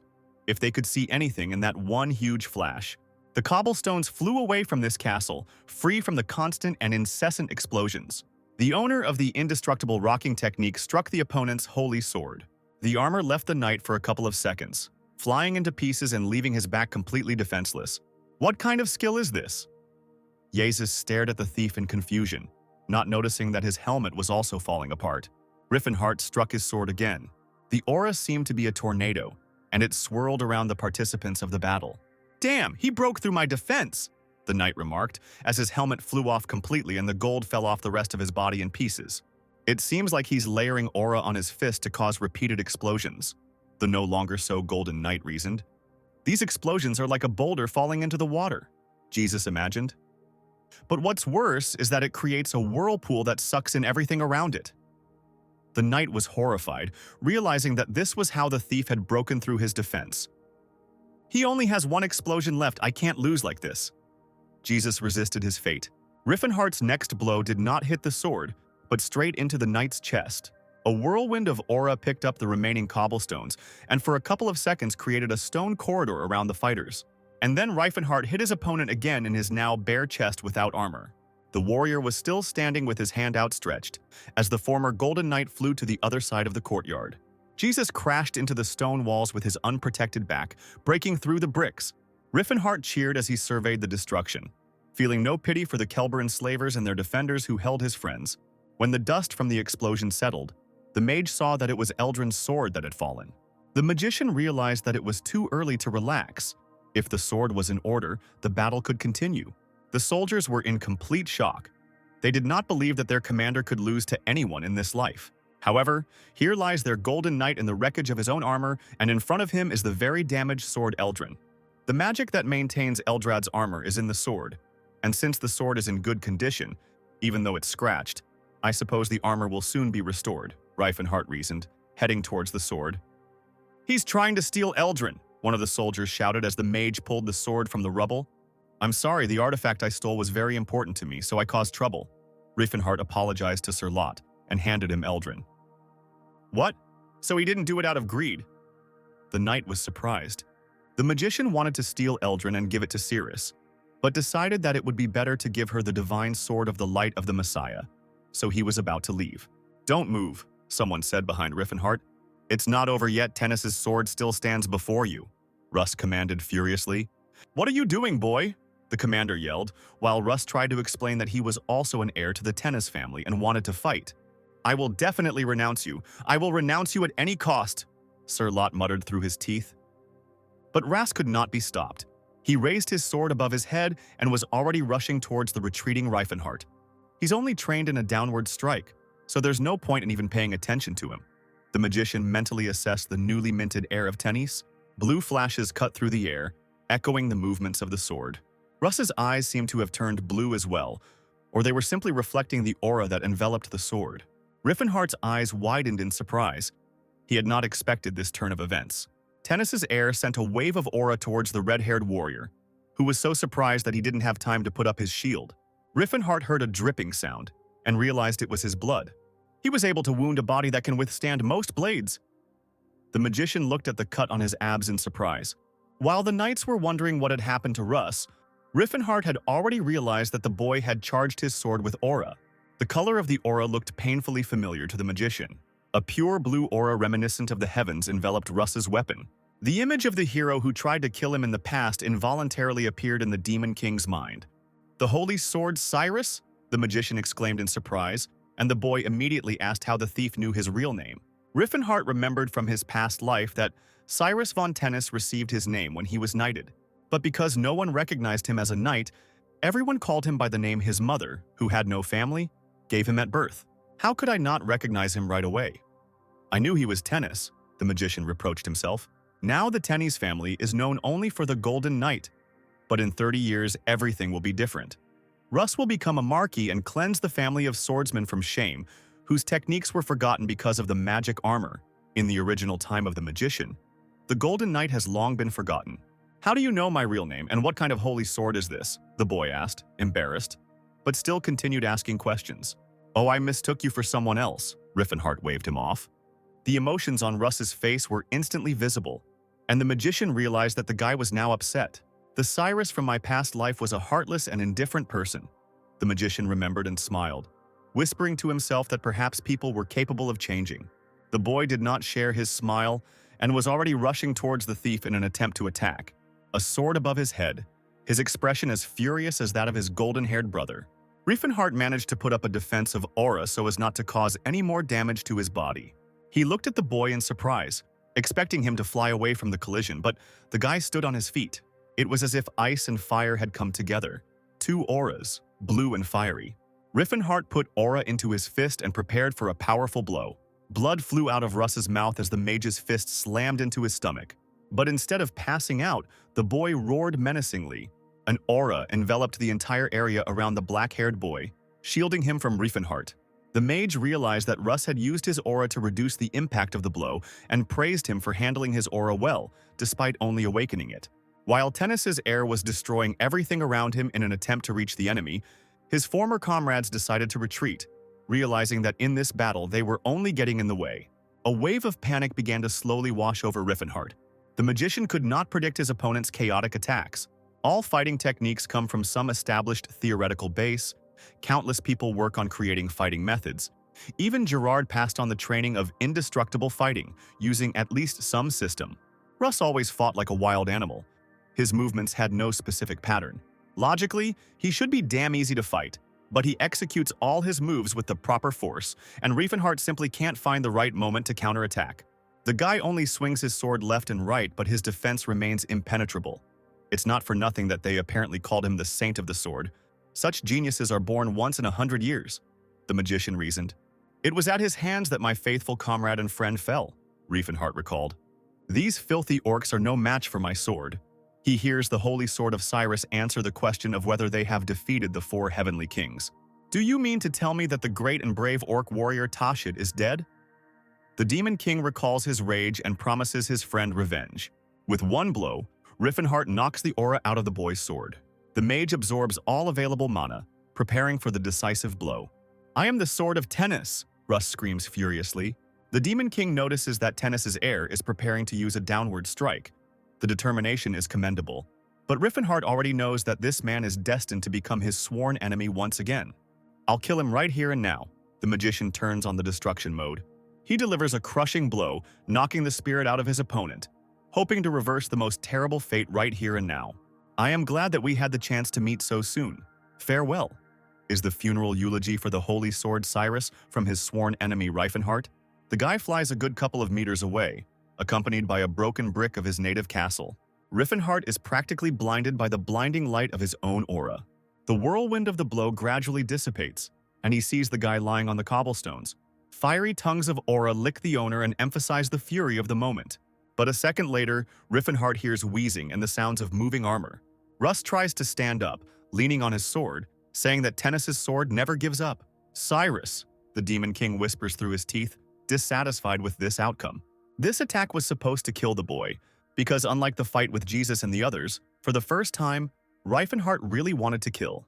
But the guy still managed to survive, and he even got back on his feet, although he should have been lying there as a lifeless corpse. Finish him off? Riffenhart asks himself. He definitely wants to. But some voice inside tells him that he shouldn't do this, perhaps because he has not yet committed any atrocities.